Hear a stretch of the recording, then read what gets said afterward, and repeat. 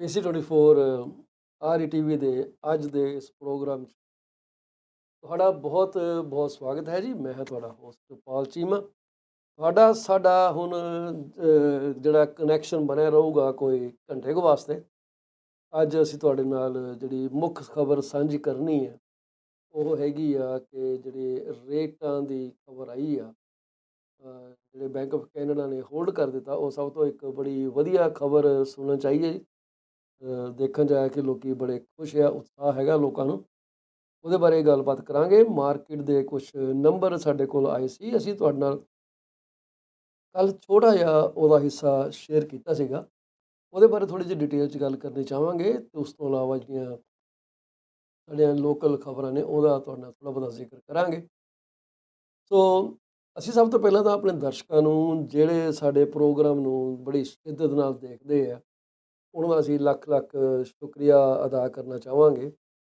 ਦੂਸਰੀ ਗੱਲ ਜਿਹੜੀ ਆ ਉਹ ਇਹ ਹੈ ਕਿ ਜਿਹੜੇ ਸਾਡੇ ਦਰਸ਼ਕਾਂ ਦੇ ਅੱਜ ਜਨਮ ਦਿਨ ਮਨਾਏ ਜਾ ਰਹੇ ਆ, ਸਾਲਗਿਰਾ ਮਨਾਈ ਜਾ ਰਹੀ ਹੈ, ਐਨੀਵਰਸਰੀ ਮਨਾਈ ਜਾ ਰਹੀ ਹੈ, ਜਿਨ੍ਹਾਂ ਨੇ ਆਪਣੇ ਘਰਾਂ ਦੀਆਂ ਕਲੋਜ਼ਿੰਗਾਂ ਮਨਾ ਲਈਆਂ, ਕਰ ਲਿੱਤੀਆਂ, ਮਨਾ ਰਹੇ ਖੁਸ਼ੀਆਂ, ਜਿਨ੍ਹਾਂ ਦੇ ਪਰਿਵਾਰਾਂ 'ਚ ਇੱਕ ਨਵੇਂ ਇਨਸਾਨ ਦਾ ਆਗਮਨ ਹੋਇਆ ਜੀ, ਅਤੇ ਜਿਨ੍ਹਾਂ ਨੇ ਆਪਣੀ ਆਮਦਨ ਨੂੰ ਇੱਕ ਢੁਕਵੀਂ ਇੰਸ਼ੋਰੈਂਸ ਪਾਲਿਸੀ ਲੈ ਕੇ ਸੁਰੱਖਿਅਤ ਕਰ ਲਿਆ, ਉਹਨਾਂ ਸਾਰਿਆਂ ਨੂੰ ਅਸੀਂ ਬਹੁਤ ਬਹੁਤ ਮੁਬਾਰਕ ਚਾਹਾਂਗੇ। ਪਰਮਾਤਮਾ ਸਾਨੂੰ ਇਸੇ ਤਰ੍ਹਾਂ ਖੁਸ਼ ਰੱਖੇ ਜੀ, ਅਤੇ ਤੁਸੀਂ ਇਹੀ ਖੁਸ਼ੀਆਂ ਜਿਹੜੀਆਂ ਆਂਢ ਗੁਆਂਢ 'ਚ ਵੰਡਦੇ ਰਹੋ। ਮਾਰਕੀਟ ਜਿਹੜੀ ਹੈਗੀ ਆ ਉਹ ਤੁਹਾਨੂੰ ਪਤਾ ਹੀ ਹੈ ਕਿ ਲੋਕੀ ਕਿੱਦਾਂ ਉਹਨੂੰ ਰਿਸਪੌਂਡ ਕਰਦੇ ਆ। ਤੁਸੀਂ ਵੀ ਉਸ ਮਾਰਕੀਟ ਦਾ ਹੀ ਹਿੱਸਾ ਹੋ, ਅਤੇ ਮੇਰਾ ਖਿਆਲ ਜੋ ਤੁਹਾਡੇ ਨਜ਼ਰ 'ਚ ਹੈ ਜੀ ਉਹੀ ਬਾਕੀ ਸਾਰੇ ਨਜ਼ਰ 'ਚ ਹੈ। So basically you very much know the sentiment of people who are looking to buy or sell properties at this time of the year. Bank of Canada ਨੇ ਰੇਟ ਨਹੀਂ ਚੇਂਜ ਕੀਤਾ। ਸਾਨੂੰ ਸਾਰਿਆਂ ਨੂੰ ਪਤਾ ਸੀ ਕਿ ਇਹਨੇ ਰੇਟ ਨਹੀਂ ਚੇਂਜ ਕਰਨਾ। ਇਹਦੇ ਬਾਰੇ ਬੜੀ ਦੇਰ ਤੋਂ ਗੱਲਾਂ ਵੀ ਸਾਡੇ ਸਾਹਮਣੇ ਆ ਰਹੇ ਸੀ ਕਿ ਬੈਂਕ ਜਿਹੜਾ ਥੋੜ੍ਹਾ ਜਿਹਾ ਰੇਟ ਨੂੰ ਹੋਲਡ ਕਰਕੇ ਰੱਖੂਗਾ, ਅਤੇ ਇਹ ਸ਼ਾਇਦ ਸਾਡੇ ਲਈ ਕੋਈ ਇੰਨਾ ਵੱਡਾ ਸਰਪ੍ਰਾਈਜ਼ ਬਣ ਕੇ ਨਹੀਂ ਆਇਆ। So I would say everything good. Bank of Canada ਦਾ ਹਿਸਾਬ ਉਹ ਹੈ ਕਿ ਗੱਲਾਂ ਤਾਂ ਬੜੀਆਂ ਕੌੜੀਆਂ ਕਰਦਾ, ਪਰ ਉਹਨੂੰ ਪਤਾ ਕਿ ਜੇ ਹੁਣ ਜ਼ਰਾ ਕੁ ਗਲਤ ਸਟੀਅਰਿੰਗ ਘੁਮਾਇਆ ਅਤੇ ਗੱਡੀ ਜਿਹੜੀ ਆ ਉਹ ਖੱਡ ਦੇ ਵਿੱਚ ਡਿੱਗ ਸਕਦੀ ਹੈ। ਸੋ ਜਿਹੜੀ ਰਿਪੋਰਟ ਆ ਉਹਨਾਂ ਨੇ ਵੀ ਲਿਖਿਆ ਕਿ ਜਿਸ ਤਰ੍ਹਾਂ ਇੱਕ ਸਖਤ ਬਾਪ ਜਾਂ ਸਖਤ ਮਾਂ ਪਰਿਵਾਰ ਨੂੰ ਕੰਟਰੋਲ 'ਚ ਕਰਕੇ ਰੱਖਦੀ ਹੈ, ਉਸੇ ਹੀ ਤਰ੍ਹਾਂ ਬੈਂਕ ਆਫ ਕੈਨੇਡਾ ਜਿਹੜਾ ਉਹਨੇ ਲੋਕਾਂ ਨੂੰ ਇਹ ਯਾਦ ਕਰਾਇਆ ਕਿ ਭਾਈ ਮੈਂ ਕੁਛ ਕਰ ਤਾਂ ਨਹੀਂ ਰਿਹਾ ਇਸ ਵਾਲੇ, ਮਾਫ ਕਰ ਰਿਹਾ ਤੁਹਾਨੂੰ, ਪਰ ਗੱਲ ਇਹ ਹੈ ਕਿ ਮੈਂ ਤੁਹਾਡੇ ਕੰਨ ਖਿੱਚਣ ਨੂੰ ਦੇਰ ਵੀ ਨਹੀਂ ਲਾਣੀ।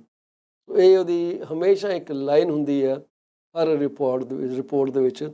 ਪਹਿਲਾਂ ਇਹ ਹਾਕਿਸ਼ ਅਪਰੋਚ ਰੱਖਿਆ ਕਰਦਾ ਸੀ, ਹੁਣ ਉਹ ਹਾਕਿਸ਼ ਤੋਂ ਉਹ ਜਿਹੜੀ ਅਪਰੋਚ ਹੈਗੀ ਆ ਉਹ ਬਣ ਗਈ ਹੈ ਡੋਵਿਸ਼, ਕਬੂਤਰ ਵਾਲੀ। ਚੁੱਪ ਕਰਕੇ ਬੈਠੇ ਰਹੋ, ਕਹਿ ਦਿਓ ਕਿ ਆਹ ਹੋ ਜਾਣਾ, ਉਹ ਹੋ ਜਾਣਾ। ਤੁਹਾਨੂੰ ਕੀ ਹੁਣ ਲੱਗਦਾ ਹੈ ਕਿ ਦਸੰਬਰ ਦੇ ਵਿੱਚ ਤਾਂ ਰੇਟ ਚੇਂਜ ਨਹੀਂ ਹੋਇਆ, ਅੱਗੇ ਜਾ ਕੇ ਇਹਦੇ ਉੱਤੇ ਕੀ ਬੈਂਕ ਕੋਈ ਹੋਰ ਤੋੜਪਨ ਕਰੂਗਾ ਕਿ ਨਹੀਂ ਕਰੂਗਾ?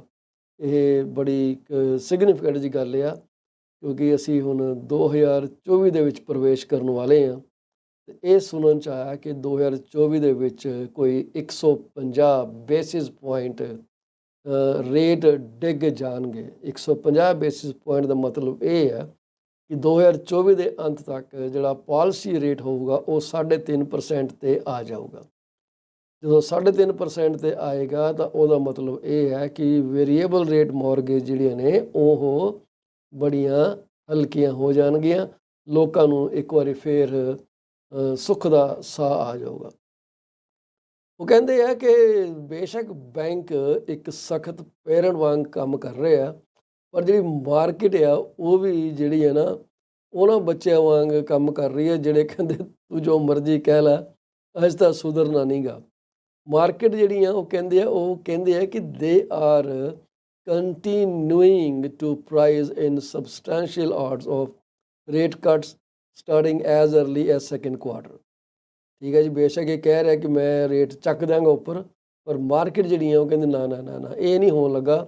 ਇਹ ਜਿਹੜਾ ਸਾਡਾ ਬਾਪੂ ਹੈ ਨਾ, ਇਹ ਗਲਤ ਬੋਲ ਰਿਹਾ, ਇਹ ਰੇਟ ਘਟਣੇ ਹੀ ਘਟਣੇ ਆ। ਸੋ ਇਹ ਹੁਣ ਦੇਖਣ ਵਾਲੀ ਗੱਲ ਹੈ ਕਿ ਕਿਹੜਾ ਸਹੀ ਹੈ ਅਤੇ ਕਿਹੜਾ ਗਲਤ ਆ। ਵੈਸੇ ਮੈਂ ਵੀ ਮਾਰਕੀਟ ਦੇ ਨਾਲ ਹੀ ਸੋਚ ਰੱਖਦਾ ਕਿ ਜਿਹੜੇ ਰੇਟ ਹੈਗੇ ਆ ਉਹ ਨਹੀਂ ਵਧਣਗੇ, ਉਹ ਘਟਣਗੇ। ਸੋ ਬੈਂਚਮਾਰਕ ਰੇਟ ਜਿਹੜਾ ਉਹ 5% 'ਤੇ ਆ ਗਿਆ। ਜੁਲਾਈ ਤੋਂ 5% 'ਤੇ ਹੀ ਰੁਕਿਆ ਹੋਇਆ ਅਤੇ ਰੁਕਿਆ ਹੀ ਰਹੂਗਾ ਅਨਲੈਸ ਦੇ ਸਟਾਰਟ ਕਟਿੰਗ ਇਟ ਡਾਊਨ, ਜਿਹੜਾ ਕਿ ਐਕਸਪੈਕਟ ਕਰ ਰਹੇ ਆ ਕਿ ਮਾਰਚ ਜਾਂ April ਦੇ ਵਿੱਚ ਇਹ ਰੇਟ ਜਿਹੜੇ ਆ ਡਰੋਪ ਕਰਨੇ ਸ਼ੁਰੂ ਕਰ ਦੇਣੇ ਆ। ਠੀਕ ਹੈ ਜੀ। ਜਿਹੜੀ ਸਟੇਟਮੈਂਟ ਦਿੱਤੀ ਬੈਂਕ ਨੇ, ਉਹ ਕਹਿੰਦੇ ਆ ਕਿ ਹਾਲੇ ਕਿ ਜਿਹੜੇ ਹਾਈ ਇੰਟਰਸਟ ਰੇਟ ਹੈਗੇ ਆ ਉਹਨਾਂ ਨੇ ਲੋਕਾਂ ਦੀ ਖਰਚ ਕਰਨ ਦੀ ਜਿਹੜੀ ਕੈਪੈਸਿਟੀ ਆ ਉਹਨੂੰ ਇੱਕ ਕਿਸਮ ਦਾ ਰੋਕਿਆ ਹੋਇਆ ਅਤੇ ਨਾਲ ਹੀ ਜਿਹੜੀ ਇਕਨੋਮਿਕ ਗਰੋਥ ਵੀ ਰੋਕੀ ਹੋਈ ਹੈ। ਹਾਲੇ ਵੀ ਉਹ ਇਸ ਰਿਸਕ ਨੂੰ ਐਕਸੈਪਟ ਕਰਦਾ ਕਿ ਜੀ ਇਨਫਲੇਸ਼ਨ ਜਿਹੜੀ ਆ ਉਹ ਹਾਲੇ ਵੀ ਉੱਪਰ ਜਾ ਸਕਦੀ ਹੈ ਅਤੇ ਜੇ ਹੋ ਗਿਆ ਤਾਂ ਪੋਲਿਸੀ ਰੇਟ ਉੱਪਰ ਲੈ ਕੇ ਜਾਣ ਨੂੰ ਉਹਨਾਂ ਨੇ ਬਹੁਤ ਜ਼ਿਆਦਾ ਸੰਕੋਚ ਨਹੀਂ ਕਰਨਾ। ਉਹਨਾਂ ਨੇ ਕਹਿਣਾ ਠੀਕ ਆ, ਇਹਨੂੰ ਤਾਂ ਚੱਕ ਦਿਓ। ਜਿਹੜੀ ਕੋਰ ਇਨਫਲੇਸ਼ਨ ਹੈਗੀ ਆ ਉਹ 3.5 ਤੇ 4% ਦੇ ਵਿਚਕਾਰ ਪਿਛਲੇ ਮਹੀਨਿਆਂ ਦੇ ਵਿੱਚ ਟਿਕੀ ਹੋਈ ਹੈ। ਮਾਰਕੀਟ ਜਿਹੜੀਆਂ ਹੈਗੀਆਂ ਨੇ ਉਹ ਮਤਲਬ ਰੇਟ ਹਾਈਕ ਤੋਂ ਹੁਣ ਮੂਵ ਕਰ ਗਈਆਂ ਨੇ। ਬੇਸ਼ੱਕ ਜਿੰਨੀ ਮਰਜ਼ੀ ਥ੍ਰੈਟ ਕਰ ਲਏ, ਮਾਰਕੀਟ ਨੂੰ ਪਤਾ ਹੈ ਕਿ ਵੀ ਇਹ ਰੇਟ ਨਹੀਂ ਵਧਣ ਲੱਗੇ। ਇਹ ਸੈਂਟੀਮੈਂਟ ਅਸੀਂ ਹੋਮ ਬਾਇਰ ਹੋਮ ਸੈਲਰ ਦੇ ਵਿੱਚ ਵੀ ਦੇਖ ਰਹੇ ਹਾਂ, ਜਿਹੜੇ ਕਿ ਆਪਣੇ ਪ੍ਰਾਪਰਟੀਆਂ ਹੁਣ ਮਾਰਕੀਟ 'ਚ ਲੈ ਕੇ ਆ ਰਹੇ ਆ।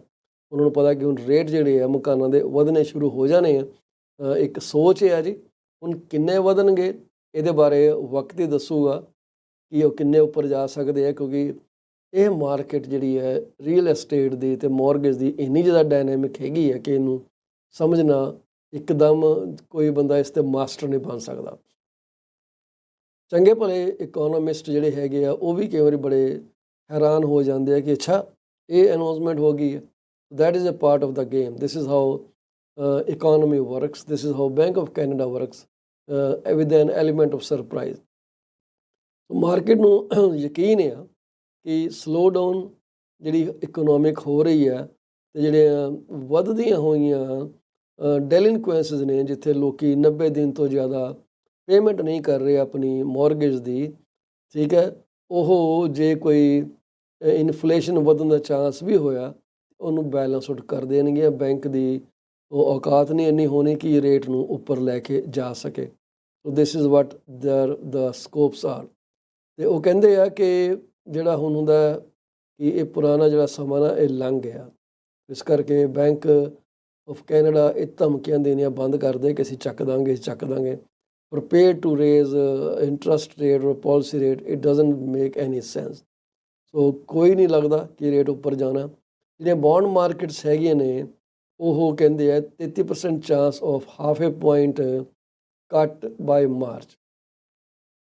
ਬੌਂਡ ਮਾਰਕੀਟ ਡਿਟਰਮਿਨ ਕਰਦੀ ਹੈ ਤੁਹਾਡਾ ਆਪਣਾ ਫਿਕਸਡ ਰੇਟ ਨੂੰ।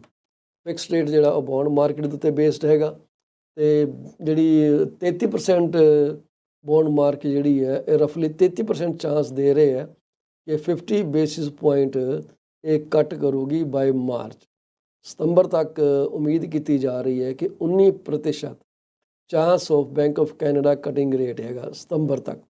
ਕਟਿੰਗ ਰੇਟ ਬਾਈ 125 1.25%, ਜਦ ਕਿ ਬੈਂਜਾਮਿਨ ਟਾਲ ਆਫ CABC ਬਹੁਤ ਹੀ ਇੱਕ ਸੀਨੀਅਰ ਇਕੋਨੋਮਿਸਟ ਹੈ ਜੀ, ਉਹਨਾਂ ਨੇ ਕਿਹਾ ਕਿ ਜੀ 150 ਬੇਸਿਸ ਪੁਆਇੰਟ 2024 ਦੇ ਵਿੱਚ ਕੱਟੇ ਜਾਣੇ ਆ। ਸੋ 25 ਪੁਆਇੰਟ ਉਹ ਅੱਗੇ ਆ। ਜਿਹੜੇ ਵੱਡੇ ਬੈਂਕ ਹੈਗੇ ਆ ਉਹ ਦੇਖ ਰਹੇ ਆ, ਉਹਨਾਂ ਨੂੰ ਲੱਗਦਾ ਕਿ ਜੀ ਓਵਰਨਾਈਟ ਟਾਰਗੇਟ ਰੇਟ ਜਿਹੜਾ ਉਹ 5% ਤੋਂ 4% ਦੇ ਵਿੱਚ ਆ ਜਾਣਾ 2024 'ਚ, ਜਦ ਕਿ ਬੈਂਜਾਮਿਨ ਟਾਲ ਇਹ ਕਹਿ ਰਿਹਾ ਕਿ ਇਹ 3.5%। ਅਤੇ ਬੈਂਜਾਮਿਨ ਟਾਲ ਦੇ ਨਾਲ ਦੂਸਰਾ ਬੈਂਕ ਜਿਹੜਾ ਹੈਗਾ ਉਹ ਹੈਗਾ TD। CABC ਐਂਡ TD ਉਹ ਫੋਰਕਾਸਟ ਕਰਦੇ ਆ ਕਿ 150 ਬੇਸਿਸ ਪੁਆਇੰਟ ਇੰਟਰਸਟ ਰੇਟ ਘੱਟ ਜਾਣਾ। So hang in there a bit longer home owners, things are going to get better very very soon. ਹੋ ਗਿਆ ਜੋ ਹੋਣਾ ਸੀਗਾ। ਸਕੋਸ਼ੀਆ ਬੈਂਕ ਦੇ ਇਕੋਨੋਮਿਸਟ ਹੈਗੇ ਨੇ ਜੀ ਡੈਰਕ ਹੋਲਟ, ਉਹਨਾਂ ਨੇ ਕਿਹਾ ਕਿ bank will need to keep the markets aggressive rate cut pricing in check, otherwise they are at risk of repeating what happened earlier this past spring all over.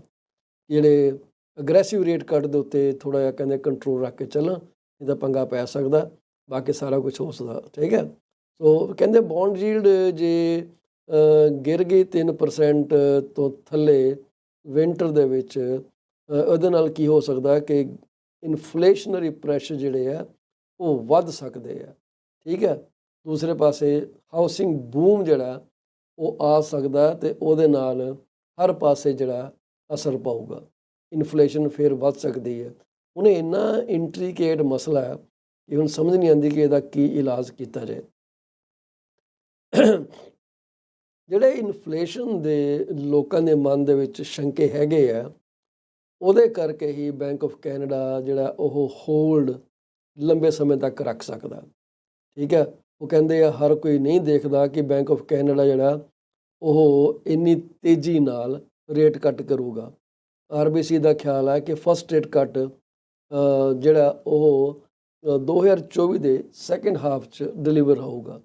ਪਹਿਲਾਂ ਤਾਂ ਮਾਰਚ ਅਪ੍ਰੈਲ ਦੀ ਗੱਲ ਹੋ ਰਹੀ ਸੀ ਕਿ ਹੁਣ ਜੁਲਾਈ ਤੱਕ ਆਪਾਂ ਚਲੇ ਗਏ ਹਾਂ, ਜੂਨ ਜੁਲਾਈ ਤੱਕ। ਕਹਿੰਦੇ ਆ soft trend in consumer spending and labour market data are still consistent with a mild economic downturn and are expected to be extended into early 2024 alongside more easing in inflationary pressures। ਇਹ ਜਿਹੜੀ ਹੈ RBC ਦੀ statement ਹੈ।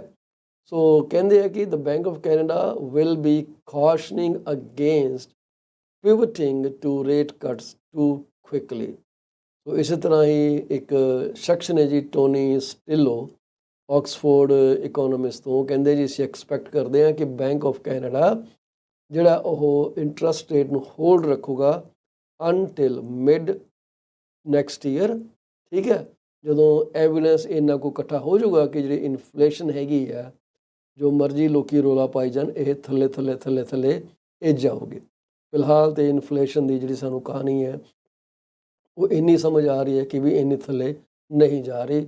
ਸੋ inflation ਦਾ ਹੀ role ਆ ਕਿ bank of Canada ਥੋੜ੍ਹਾ ਜਿਹਾ tight ਚੱਲ ਰਿਹਾ। ਸੋ ਜਿਹੜੇ ਮੌਰਗੇਜ ਰੇਟ 5% ਤੋਂ ਥੱਲੇ ਹੋਣਗੇ ਕਿ ਨਹੀਂ ਹੋਣਗੇ, ਕਹਿੰਦੇ ਆ ਜੀ they are coming back as lenders slash fixed rates. ਵਾਹ, ਵਧੀਆ ਖਬਰ ਆ। ਉਹ ਕਹਿੰਦੇ ਪਹਿਲੀ ਵਾਰੀ ਪਿਛਲੀ ਸਪਰਿੰਗ ਤੋਂ mortgage ਸ਼ੋਪਰ finally have a condition free sub 5% fixed mortgage rate option। Fixed 5% rate option। Mortgage provider ਜਿਹੜੇ ਹੈ across the country have been busy ਕਿ ਉਹ ਜਿਹੜੇ ਰੇਟਸ ਹੈਗੇ ਆ ਉਹਨੂੰ ਜਿੰਨਾ ਚਪ ਕਰ ਦੇਣ ਜਦੋਂ ਕਿ ਇਹ ਬੌਂਡ ਦੀ ਯੀਲਡ ਦੇ ਵਿੱਚ ਡ੍ਰੌਪ ਹੋਣੀ ਹੈ, ਉਹਦੇ ਨਾਲ ਹੀ ਫਿਕਸਡ ਰੇਟ ਜਿਹੜੇ ਆ ਉਹ ਕੰਟਰੋਲ ਕੀਤੇ ਜਾਂਦੇ ਆ। ਅਰਲੀ ਵੀਕ 5 ਸਾਲ ਦੇ government of Canada bond yield ਜਿਹੜੀ ਹੈਗੀ ਆ ਉਹ 38 ਬੇਸਿਸ ਪੁਆਇੰਟ ਥੱਲੇ ਡਿੱਗੀ ਆ, ਜਿਹਨੂੰ ਅਸੀਂ 0.38% ਵੀ ਕਹਿੰਦੇ ਹਾਂ। ਜੇ ਬੌਂਡ ਯੀਲਡ ਹੁਣ ਮਤਲਬ ਇਹ ਹੋ ਗਿਆ ਜਿਹਦਾ ਕੰਮ ਹੋਣਾ ਜੀ, ਇੱਕ ਵਾਰੀ ਜਾਈ ਉੱਪਰ ਤੱਕ। ਠੀਕ ਹੈ। ਹੁਣ ਤਕਰੀਬਨ 1% ਥੱਲੇ ਆ ਗਏ। ਹੁਣ ਇਸ ਵਕਤ ਜਿਹੜੀ ਹੈ ਇਹ 38 ਬੇਸਿਸ ਪੁਆਇੰਟ ਡਾਊਨ ਹੈਗੀ ਆ। ਉਹਦੇ ਨਾਲ ਕੀ ਹੈ ਕਿ ਜਿਹੜੇ ਮੌਰਗੇਜ ਪ੍ਰੋਵਾਈਡਰਸ ਹੈਗੇ ਆ ਉਹ ਰੇਟਾਂ ਨੂੰ, ਫਿਕਸਡ ਮੌਰਗੇਜ ਰੇਟਾਂ ਨੂੰ 20 ਤੋਂ 30 ਬੇਸਿਸ ਪੁਆਇੰਟ ਤੱਕ ਕੱਟ ਕਰਨ 'ਤੇ ਲੱਗ ਗਏ, ਕਿਉਂਕਿ this is how this really works. So ਜੇ ਉਹ 20 ਤੋਂ 30% ਤੱਕ 20 ਤੋਂ 30 ਬੇਸਿਸ ਪੁਆਇੰਟ ਤੱਕ ਕੱਟ ਕਰ ਲੈਣਗੇ, ਇਹਦਾ ਮਤਲਬ ਹੈ ਕਿ ਸਾਰਿਆਂ ਨੂੰ ਇਸ ਚੀਜ਼ ਦਾ ਬੈਨੀਫਿਟ ਹੋਏਗਾ। ਦੋ ਵੱਡੇ ਬੈਂਕ ਨੇ ਜੀ, ਇੱਕ ਸਕੋਸ਼ੀਆ ਬੈਂਕ ਦਾ ਹੋਮ ਰੇਟਸ ਤੇ CIBC ਦਾ 5 ਸਾਲ ਦਾ ਫਿਕਸਡ ਰੇਟ ਜਿਹੜਾ with the decrease averaging about 20 basis point. 25 basis point ਦਾ ਜਿਹੜਾ ਰੇਟ ਡਿਕਰੀਜ਼ ਹੈਗਾ ਉਹ ਤਕਰੀਬਨ ਜੇ ਤੁਹਾਡੇ ਕੋਲ $1,00,000 ਦੀ ਮੌਰਗੇਜ ਹੈਗੀ ਆ ਤਾਂ ਉਹਦਾ ਮਤਲਬ ਹੈ ਕਿ $13 ਤੁਹਾਡੀ ਪੇਮੈਂਟ ਘਟਦੀ ਹੈ 25 ਬੇਸਿਸ ਪੁਆਇੰਟ, 1 ਲੱਖ ਦੇ ਪਿੱਛੇ 25 ਸਾਲ ਦੀ ਐਮੋਰਟਾਈਜ਼ੇਸ਼ਨ ਦੇ ਉੱਤੇ। ਜੇ 25 ਬੇਸਿਸ ਪੁਆਇੰਟ ਰੇਟ ਘਟਦਾ ਹੈ ਤਾਂ ਤੁਸੀਂ $13 ਬਚਾਉਂਦੇ ਹੋ 1 ਲੱਖ ਮਗਰ 25 ਸਾਲ ਦੀ ਐਮੋਰਟਾਈਜੇਸ਼ਨ ਦੇ ਉੱਤੇ। ਠੀਕ ਹੈ, ਇਹ ਮੋਟਾ ਸੋ ਹੁਣ ਸਭ 5% ਰੇਟ ਜਿਹੜੇ ਆ ਉਹ ਆ ਰਹੇ ਆ, ਤਿਆਰ ਹੋ ਜਿਹਦੇ ਵਾਸਤੇ।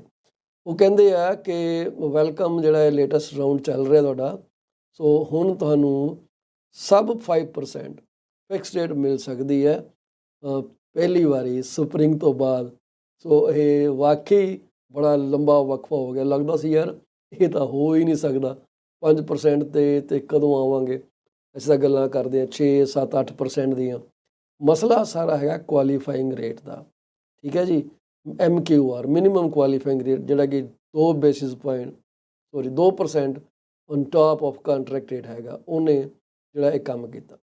ਬਟਲਰ ਮੌਰਗੇਜ ਨੇ ਆਪਣੀ ਇਨਸ਼ੋਰਡ 5 ਸਾਲ ਦਾ ਫਿਕਸਡ ਪ੍ਰੋਡਕਟ ਦਾ ਰੇਟ ਜਿਹੜਾ 30 ਬੇਸਿਸ ਪੁਆਇੰਟ ਘਟਾ ਕੇ ਹੁਣ ਮਾਰਕੀਟ ਦੇ ਲੀਡ ਕਰ ਰਹੀ ਹੈ 4.99% ਦੇ ਉੱਤੇ।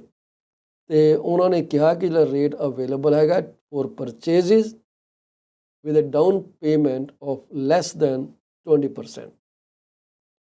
It does involve some tight underwriting, so underwriting difficult ਹੈਗੀ ਆ।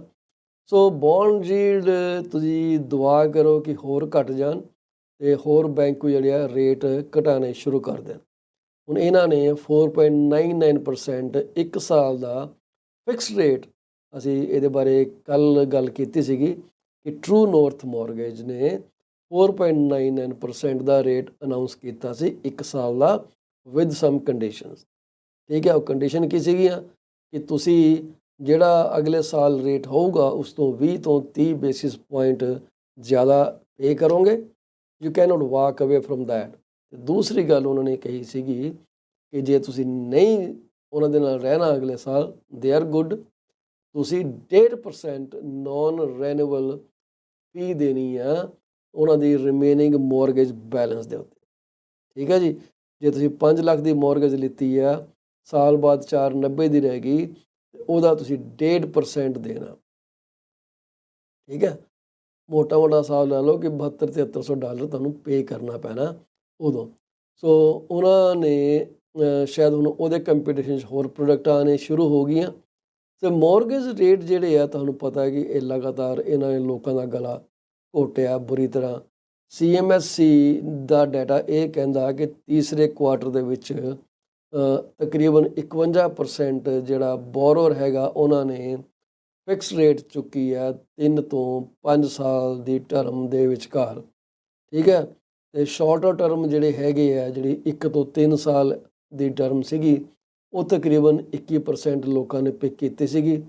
ਤੇ ਜ਼ਿਆਦਾਤਰ ਜਿਹੜੇ ਉਸ ਤੋਂ ਇਲਾਵਾ ਜਿਹੜੇ 17% ਹੈਗੇ ਆ, ਉਹਨਾਂ ਨੇ 5 ਸਾਲ ਦੀ ਜਾਂ ਲੰਬੀ ਫਿਕਸ ਰੇਟ ਚੁੱਕੀ ਸੀਗੀ, ਜਦ ਕਿ ਸਿਰਫ 6%, ਜੀ ਹਾਂ ਸਿਰਫ 6% ਲੋਕਾਂ ਨੇ ਵੇਰੀਏਬਲ ਰੇਟ ਮੌਰਗੇਜ ਪਿਕ ਕੀਤੀ ਹੈ। ਸੋ ਜਿਹੜੇ ਪ੍ਰੀਮੀਅਮ ਹੈਗੇ ਆ ਫੋਰ ਸ਼ਾਰਟਰ 1 ਜਾਂ 2 ਈਅਰ ਫਿਕਸ ਟਰਮ ਰੇਟਸ, ਉਹ ਜ਼ਿਆਦਾ ਨੇ। ਠੀਕ ਹੈ, ਚਾਹੁੰਦੇ ਨੇ ਤੁਸੀਂ 1-2 ਸਾਲ ਦੀ ਮੌਰਗੇਜ ਲਵੋ। ਠੀਕ ਹੈ, ਤੇ 5 ਸਾਲ ਦਾ ਫਿਕਸ ਰੇਟ ਟਰਮ ਹੈਗਾ, ਉਹ ਬੋਰਰਸ ਨੂੰ ਅੱਜ ਕੱਲ੍ਹ ਦੇ ਹਾਈ ਰੇਟ ਦੇ ਵਿੱਚ ਜ਼ਿਆਦਾ ਲੰਬੇ ਸਮੇਂ ਲਈ ਬੰਨ੍ਹ ਕੇ ਰੱਖ ਸਕਦਾ। ਉਹ ਵੀ ਕੋਈ ਚੰਗੀ ਗੱਲ ਨਹੀਂ ਗੀ। ਸੋ ਹੁਣ ਤੁਸੀਂ ਦੇਖਣਾ ਹੈ ਕਿ ਤੁਹਾਡੇ ਲਈ ਬੈਸਟ ਸੀਨ ਕਿਹੜਾ ਹੋ ਸਕਦਾ। ਤੁਹਾਡੀ ਇਸ ਇਨਫੋਰਮੇਸ਼ਨ ਬਾਰੇ ਕੀ ਸੋਚ ਆ, ਤੁਸੀਂ ਸਾਡੇ ਨਾਲ ਸਾਂਝੀ ਕਰ ਸਕਦੇ ਹੋ। ਜੇ ਤੁਸੀਂ ਸਾਨੂੰ ਕਾਲ ਕਰਨਾ ਹੋਵੇ, ਸਾਡਾ ਫੋਨ ਸਾਡੇ ਸਾਹਮਣੇ ਪਿਆ ਜੀ 647 let me see if I have the number here 647-800-1518 ਤੇ ਤੁਸੀਂ ਸਾਨੂੰ ਕਾਲ ਕਰ ਸਕਦੇ ਹੋ ਐਨੀ ਟਾਈਮ। ਸੋ ਨੰਬਰ ਅਸੀਂ ਤੁਹਾਡੇ ਸਾਹਮਣੇ ਸਕਰੀਨ ਦੇ ਉੱਤੇ ਡਿਸਪਲੇ ਕਰ ਦਿੱਤਾ ਜੀ। ਸੋ 647-800-1518 ਇੱਥੇ ਸਾਨੂੰ ਕਾਲ ਕਰੋ ਤੇ ਅਸੀਂ ਤੁਹਾਡੇ ਨਾਲ ਇਹਦੇ ਮਸਲੇ 'ਤੇ ਗੱਲਬਾਤ ਜ਼ਰੂਰ ਕਰਨੀ ਚਾਹਾਂਗੇ। ਕੋਈ ਤੁਹਾਡੀ ਗੱਲਬਾਤ ਹੋਏ, ਰਿਮਾਰਕ ਹੋਏ, feel free to share your thoughts with us. ਜੀ ਹਾਂ, ਅਸੀਂ ਇਹ ਗੱਲਾਂ ਜਿਹੜੀਆਂ ਨੇ ਅਸੀਂ ਔਨਲਾਈਨ ਰਿਪੋਰਟਾਂ ਪੜ੍ਹਦੇ ਹਾਂ, ਉਹਨਾਂ ਤੋਂ ਤੁਹਾਨੂੰ ਦੱਸਦੇ ਹਾਂ ਕਿਉਂਕਿ ਸਾਨੂੰ ਪਤਾ ਤੁਸੀਂ ਬੜੇ ਬਿਜ਼ੀ ਹੋ। So that's the whole purpose of this broadcast ਕਿ ਤੁਸੀਂ ਬਿਜ਼ੀ ਹੋ ਅਤੇ ਅਸੀਂ ਆਪਣਾ ਟਾਈਮ ਕੱਢ ਕੇ ਤੁਹਾਨੂੰ ਬਣੀ ਬਣਾਈ ਜਿਹੜੀ ਰੋਟੀ ਹੈ ਤੁਹਾਡੀ ਪਲੇਟ 'ਤੇ ਚਾੜ੍ਹਦੀ।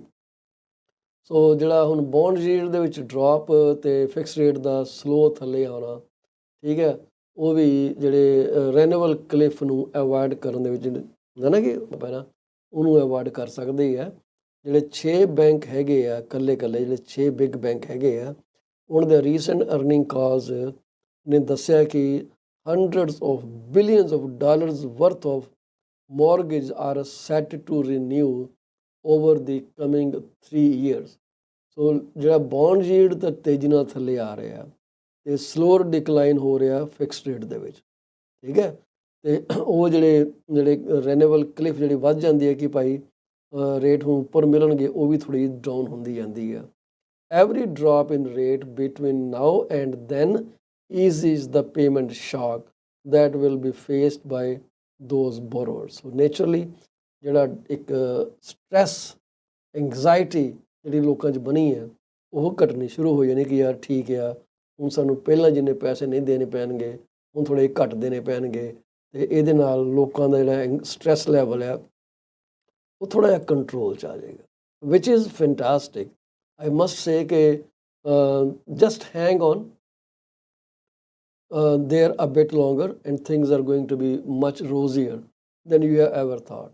so ਬੈਂਕ ਰੇਟ ਤਾਂ ਤੁਹਾਨੂੰ ਪਤਾ ਲੱਗ ਗਿਆ ਕਿ ਇਹ ਨਹੀਂ ਚੇਂਜ ਹੋਇਆ, ਸਾਰਿਆਂ ਨੇ ਇੱਕੋ ਗੱਲ ਬਾਰ-ਬਾਰ ਕਹੀ ਸੀਗੀ, ਅਤੇ ਉਹੀ ਜਿਹੜੀ ਆ ਉਹ ਠੀਕ ਹੋ ਗਈ। ਇਕੋਨਮੀ ਵੀਕ ਹੈਗੀ ਆ and we all know that.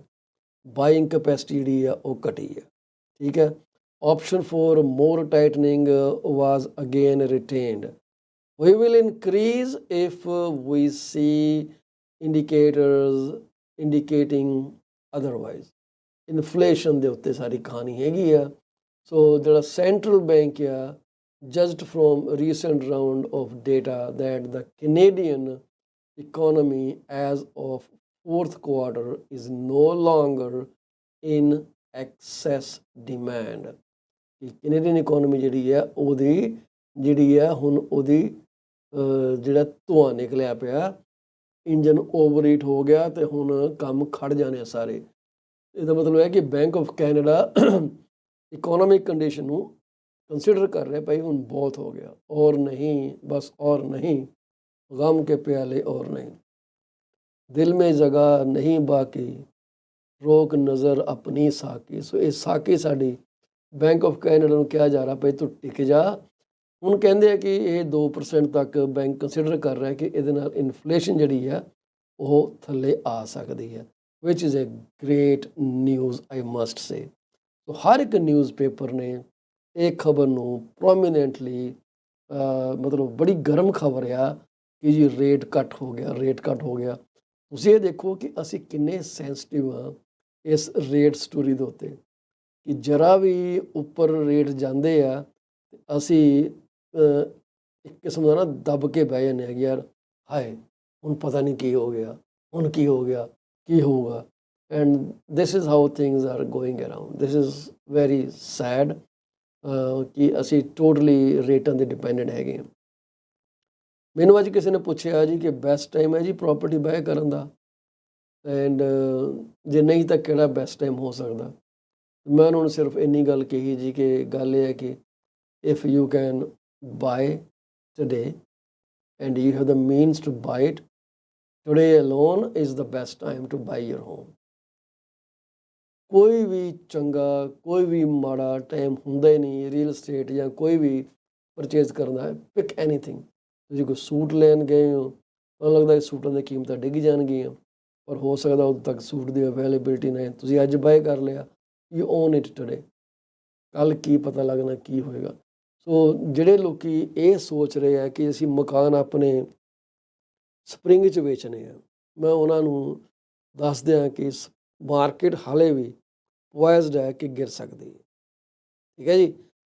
ਮਤਲਬ ਕੀਮਤਾਂ TD ਬੈਂਕ ਨੇ ਕਿਹਾ ਕਿ 10% ਡਰੋਪ ਹੋ ਸਕਦਾ। RBC ਦੀ ਰਿਪੋਰਟ ਸੀਗੀ ਕਿ 15% ਦਾ ਥੱਲੇ ਜਾ ਸਕਦਾ। ਸੋ ਮੈਂ ਕਹਿੰਦਾ ਨਾ 10 ਮੰਨੋ ਨਾ 15 ਮੰਨੋ, ਤੁਸੀਂ 2% ਹੀ ਲੈ ਲਓ, 2.5% ਹੀ ਲੈ ਲਓ। ਜੇ ਤੁਹਾਡਾ ਮਕਾਨ $1 ਮਿਲੀਅਨ ਦਾ ਅੱਜ ਹੈਗਾ ਅਤੇ 2.5% ਦੇਖ ਲਓ ਹੁਣ ਤੁਹਾਡਾ ਕਿੱਥੇ ਚਲਾ ਜਾਂਦਾ। ਠੀਕ ਹੈ। ਦੂਸਰੇ ਪਾਸੇ ਕਈ ਲੋਕੀ ਜਿਹੜੇ ਆ ਇੱਥੋਂ ਮਕਾਨ ਵੇਚ ਕੇ ਕੰਟਰੀ ਸਾਈਡ ਮੂਵ ਕਰ ਰਹੇ ਆ, ਫਾਰਮ ਹਾਊਸ ਖਰੀਦਣਾ ਚਾਹੁੰਦੇ ਆ। ਹੁਣ ਉਹਨਾਂ ਜਿਹੜੇ ਫਾਰਮ ਹਾਊਸਾਂ ਦੇ ਵਿੱਚ ਉਹ ਇਕੱਲੇ ਉਹੀ ਤਾਂ ਨਹੀਂ ਜਾ ਰਹੇ ਕਿ ਮੈਂ ਇਕੱਲਾ ਹੀ ਜਾ ਰਿਹਾ, ਮੈਂ ਹੀ ਸਿਆਣਾ। ਬਹੁਤ ਦੁਨੀਆ ਜਿਹੜੀ ਆ ਫਾਰਮ ਹਾਊਸਾਂ 'ਚ ਜਾ ਰਹੀ ਹੈ। ਇਹਦਾ ਮਤਲਬ ਇਹ ਹੈ ਕਿ ਫਾਰਮ ਹਾਊਸ ਦੀ ਡਿਮਾਂਡ ਜਿਹੜੀ ਆ ਉਹ ਵੱਧਦੀ ਜਾਣੀ। ਦੈਟ ਮੀਨਸ ਉਹਨਾਂ ਦੇ ਪ੍ਰਾਈਸ ਜਿਹੜੇ ਆ ਉੱਪਰ ਜਾਂਦੇ ਰਹੇ ਨੇ। ਲੋਕੀ ਕਹਿੰਦੇ ਮੈਨੂੰ ਸਸਤਾ ਏਰੀਆ ਦਵਾ ਦਿਓ। ਸਸਤੇ ਏਰੀਆ ਦੇ ਵਿੱਚ ਹਰ ਕੋਈ ਮੂਵ ਕਰ ਰਿਹਾ। ਉਹਦੀ ਵਜ੍ਹਾ ਕੀ ਹੈ ਕਿ ਉੱਥੇ ਡਿਮਾਂਡ ਅਤੇ ਸਪਲਾਈ ਦੀ ਜਿਹੜੀ ਆਫਸੈਟ ਹੋਣੀ ਆ, ਉਹਦੇ ਕਰਕੇ ਉਹਨਾਂ ਦੇ ਰੇਟ ਵਧਣੇ ਆ। ਹੁਣ ਤੁਸੀਂ ਵੇਟ ਕਰਦੇ ਕਰਦੇ ਸਪਰਿੰਗ ਦੀ ਇਹਦੇ 'ਚ 20, 25, 30,000 ਡਾਲਰ ਲੂਜ਼ ਕਰ ਲਿਆ। ਫਿਰ ਤੁਸੀਂ ਕਹਿਣਾ ਮੈਂ ਏਜੰਟ ਦੀ ਕਮਿਸ਼ਨ ਨਹੀਂ ਪੇ ਕਰਨੀ, ਕਿਉਂਕਿ ਹੁਣ ਏਜੰਟ ਪੇ ਕਰੇ ਸਾਨੂੰ ਜਿਹੜਾ ਸਾਡਾ ਲਾਸ ਹੋਇਆ। ਠੀਕ ਹੈ, ਉੱਧਰਲੇ ਪਾਸੇ ਮਹਿੰਗਾ ਦੋਗੇ। ਤੁਹਾਨੂੰ ਲੱਗਦਾ ਨਹੀਂ ਕਿ deferring is situation where you are holding on to your property for a little longer, but you have to sell it. And you think spring is great time to sell it, which may be wrong. ਸੋ ਇੱਕ ਤਾਂ market ਦੀਆਂ ਕੀਮਤਾਂ ਇੱਦਾਂ ਡਿੱਗਣਗੀਆਂ। ਦੂਸਰੇ ਪਾਸੇ ਜਦੋਂ market ਦੇ ਵਿੱਚ ਇਨਵੈਂਟਰੀ ਵੱਧਦੀ ਹੈ, ਜਿਹੜੀ ਕਿ ਵਧੀ ਹੈ ਇਸ ਵਕਤ 9,000 ਸਮਥਿੰਗ ਤੋਂ ਅਕਤੂਬਰ ਤੋਂ ਵੱਧ ਕੇ ਹੁਣ 10,500 ਤੱਕ ਚਲੀ ਗਈ ਹੈ। ਠੀਕ ਹੈ, ਅਤੇ ਉਹ ਵਧੀ ਇਨਵੈਂਟਰੀ ਦਾ ਅਸਰ ਕਿੱਥੇ ਪੈਂਦਾ? I don't need to tell you. ਠੀਕ ਹੈ ਜੀ, ਵਧੀ ਇਨਵੈਂਟਰੀ ਦਾ ਅਸਰ ਜਿੱਥੇ ਪੈਂਦਾ ਤੁਹਾਨੂੰ ਪਤਾ ਹੀ ਹੈ ਕਿ ਬਾਹਰ ਦੇ ਕੋਲ ਜ਼ਿਆਦਾ ਚੁਆਇਸ ਹੈਗੀ ਆ ਕਿ ਤੁਹਾਡਾ ਮਕਾਨ ਛੱਡ ਕੇ ਦੂਸਰਾ ਮਕਾਨ ਚੱਕ ਲੈ। ਵਾਈ ਵੁੱਡ ਦੇ ਬਾਏ ਯੂਰ ਹਾਊਸ? ਜੇ ਦੋ ਮਕਾਨ ਲੱਗੇ ਆ ਕੁਆਇਟ ਸਿਮਿਲਰ ਆ, ਇੱਕ ਲੱਗਾ ਜੀ 9,99,000 ਦਾ ਅਤੇ ਦੂਸਰਾ ਲੱਗਾ 12 ਲੱਖ ਦਾ, ਕਿਹੜੇ ਮਕਾਨ ਵੱਲ ਤੁਸੀਂ ਹੱਥ ਪਾਓਗੇ? 12 ਲੱਖ ਵਾਲੇ ਪਾਸੇ ਕਿ 999 ਵਾਲੇ ਪਾਸੇ, $1 ਮਿਲੀਅਨ ਵਾਲੇ ਪਾਸੇ? ਠੀਕ ਹੈ, ਆਫ ਕੋਰਸ ਤੁਸੀਂ ਉੱਥੇ ਜਾਓਗੇ ਕਿ ਯਾਰ ਜਿਹੜਾ ਮੈਨੂੰ ਇਹ $2 ਲੱਖ ਬਚ ਗਿਆ, ਇਹਦੇ ਨਾਲ ਮੈਂ ਜੋ ਮਰਜ਼ੀ ਕਰ ਲਵਾਂ। ਤੁਸੀਂ 12 ਲੱਖ ਵਾਲੇ ਮਕਾਨ ਨਾਲੋਂ ਵਧੀਆ ਵੀ ਜਾ ਸਕਦੇ ਹੋ। ਸੋ ਇਹ ਇੱਕ ਸੋਚ ਆ, ਇੱਕ ਮਿਸਗਾਈਡਡ ਕੰਸੈਪਟ ਆ ਕਿ ਜੇ ਅਸੀਂ ਸਪਰਿੰਗ 'ਚ ਵੇਚਾਂਗੇ ਜ਼ਿਆਦਾ ਪੈਸੇ ਲਵਾਂਗੇ। That may not even happen. So ਮੇਰੀ ਤੁਹਾਨੂੰ ਬੇਨਤੀ ਹੈ ਕਿ ਜੇ ਤੁਸੀਂ ਮਕਾਨ ਵੇਚਣ ਬਾਰੇ ਸੋਚ ਰਹੇ ਹੋ ਤਾਂ ਮੈਨੂੰ ਕਾਲ ਕਰ ਲਿਓ 647-333-2273 ਦੇ ਉੱਤੇ, ਜਾਂ ਤੁਸੀਂ ਮੈਨੂੰ ਕਾਲ ਕਰ ਲਿਓ 647-424-0358 ਦੇ ਉੱਤੇ। I would be very excited to help you out in any situation. So call me. ਬਾਕੀ ਹੈ ਕਿ ਇਹ ਜਿਹੜੇ ਮੀਟਿੰਗਾਂ ਹੁੰਦੀਆਂ ਸਾਡੀਆਂ ਇਹ ਬਾਈਂਡਿੰਗ ਨਹੀਂ ਹੁੰਦੀਆਂ। ਇਹਦੇ ਨਾਲ ਤੁਸੀਂ ਇਹ ਨਹੀਂ ਕਿ ਮੈਨੂੰ ਤੁਸੀਂ ਘਰ ਵਾੜ ਲਿਆ, ਤੁਸੀਂ ਲਿਸਟ ਕਰਨਾ ਹੀ ਕਰਨਾ। It is just an interaction, a call, see your house and give you as best advice as possible. ਸੋ ਅਸੀਂ ਆਪਣੇ ਸਪੋਂਸਰ ਦਾ ਜ਼ਿਕਰ ਕਰਨਾ ਚਾਹਾਂਗੇ ਜੀ, ਗੁਰਲੀਨ ਔਜਲਾ 647-465-8894। ਇਹ 4-ਵੇ ਇਮੀਗ੍ਰੇਸ਼ਨ ਦਾ ਕੰਮ ਕਰਦੇ ਆ ਜੀ, ਬਹੁਤ ਹੀ ਵਧੀਆ ਪ੍ਰੋਫੈਸ਼ਨਲ ਆ। ਤੁਹਾਨੂੰ ਇਹ ਰਾਈਟ ਵੇ ਕਾਲ ਕਰਨਗੇ ਜੇ ਤੁਸੀਂ ਇਹਨਾਂ ਨੂੰ ਮੈਸੇਜ ਛੱਡਦੇ ਹੋ। ਮੈਸੇਜ ਮੀਨਿੰਗਫੁਲ ਛੱਡ ਦਿਓ ਕਿਉਂ ਜੀ, ਮੈਂ ਪਾਲ ਚੀਮਾ ਬੋਲਦਾ ਜੀ, ਆ ਮੇਰਾ ਨੰਬਰ ਆ, ਮੈਂ ਫੈਮਿਲੀ ਇਮੀਗ੍ਰੇਸ਼ਨ ਬਾਰੇ ਗੱਲ ਕਰਨੀ, and she is going to call you back. Sarabjit Luddar insurance ਦੇ ਬੜੇ ਮਾਹਰ ਨੇ ਜੀ, ਬਿਯੋਂਡ ਕੇਅਰ ਇੰਸ਼ੋਰੈਂਸ ਸੋਲਿਊਸ਼ਨ ਇਹਨਾਂ ਦੀ ਕੰਪਨੀ ਦਾ ਨਾਮ ਹੈ। ਇਹਨਾਂ ਨੂੰ ਕਾਲ ਕਰ ਲਿਓ ਤੁਸੀਂ 416-879-3039 ਦੇ ਉੱਤੇ, 416-879-3039। ਅੰਮ੍ਰਿਤਪਾਲ ਸੂਰਾ ਸਾਡੇ ਨਾਲ ਹਰ ਵੀਰਵਾਰ ਜੁੜਦੇ ਹੈ ਬ੍ਰਿਟਿਸ਼ ਕੋਲੰਬੀਆ ਵੈਨਕੂਵਰ ਤੋਂ। ਰੀਅਲ ਸਟੇਟ ਦੇ ਨਾਲ, ਰੀਮੈਕਸ ਦੇ ਨਾਲ ਰੀਅਲ ਸਟੇਟ ਦਾ ਕੰਮ ਕਰਦੇ ਆ। ਇਹਨਾਂ ਦਾ ਫ਼ੋਨ ਨੰਬਰ 778-999-1531। ਅਕਬਰ ਵਾਰਿਸ ਸਾਹਿਬ ਜਿਹੜੇ ਆ ਉਹ ਕੈਨੇਡੀਅਨ ਟ੍ਰੇਨਰਸ ਕੰਪਨੀ ਰਨ ਕਰਦੇ ਆ। ਠੀਕ ਹੈ ਜੀ, ਇਹ ਟਰੱਕਿੰਗ ਦੇ ਨਾਲ ਰਿਲੇਟਿਡ ਕੰਪਨੀ ਹੈ। Driver hiring, driver safety training, circle inspection, ਸਕੇਲਾਂ 'ਤੇ ਕਿੱਦਾਂ ਕਰਨਾ ਕੀ ਨਹੀਂ ਕਰਨਾ, ਉਹ ਸਾਰੀ ਇਹ ਟ੍ਰੇਨਿੰਗ ਦਿੰਦੇ ਆ। ਕੈਨੇਡੀਅਨ ਸੇਫਟੀ ਟ੍ਰੇਨਰ ਇਹਨਾਂ ਦੀ ਕੰਪਨੀ ਦਾ ਨਾਮ ਹੈ। ਇਹਨਾਂ ਨੂੰ ਰੀਚ ਆਊਟ ਕਰ ਲਿਓ 416-371-9849 ਦੇ ਉੱਤੇ। ਮੈਨੂੰ ਕਾਲ ਕਰਿਓ ਜੇ ਤੁਸੀਂ ਪ੍ਰੋਪਰਟੀ ਬਾਏ ਸੈਲ ਇਨਵੈਸਟ ਕਰਨੀ ਹੈ। I would be more than happy to help you in your real estate goal. ਇੱਕ ਬ੍ਰੇਕ ਲੈ ਕੇ ਮੁੜ ਕੇ ਵਾਪਸ ਆਉਂਦੇ ਹਾਂ। ਫਿਰ ਅਸੀਂ ਜਿਹੜੀ ਹਾਊਸਿੰਗ ਮਾਰਕੀਟ ਰਿਪੋਰਟ ਕੱਲ੍ਹ ਰਿਲੀਜ਼ ਹੋਈ ਹੈ ਉਹਦੇ ਬਾਰੇ ਥੋੜ੍ਹਾ ਜਿਹਾ ਡਿਟੇਲ 'ਚ ਤਬਸਰਾ ਕਰਾਂਗੇ।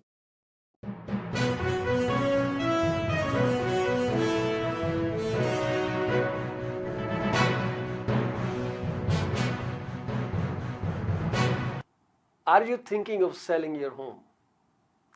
You are covered. From my experience of 14 plus years in the real estate industry, this is what I have come to know. There are three major concerns that any home seller would want their realtor to answer. Number one, how much is their home worth? Number two, how long will it take to sell their house? And number three, what will the agent do to make it sell? I have answers to all these questions. To schedule your one-on-one appointment, call me at 647-424-0358. Once again, Paul Chima, broker with Remax Prime Properties. My phone number to call is 647-424-0358. Call me now and get moving. From a vast experience in immigration industry, this is what I've figured out. Clients want to know if their application is submitted in a timely fashion, what a representative can do to serve best interest of their client. Clients are informed on a regular basis about the progress of their application. We deliver what we promise. My phone number is 647-465-8894 or reach me out at 639-998-1992. Are you thinking of a career change or adding another one to your portfolio? Well, you are thinking right. Call Sarabjit Luddar at 416-879-3039 from Beyond Care Insurance Solutions. She also deals in life, long-term, travel, critical illness, disability insurance. Give her a call today at 416-879-3039. This is what we can tell you. She will always give you the right advice and help you find out if being an insurance advisor is your piece of cake. Are you looking for a reliable legal office that can handle your closing in the most effective manner? If yes, please get in touch with Rakesh Joshi at 416-213-8600. Joshi Law Office provides all the legal advices about real estate law, business law, immigration laws, notarization and affidavits, wills and trust. Give them a call today, 416-213-8600.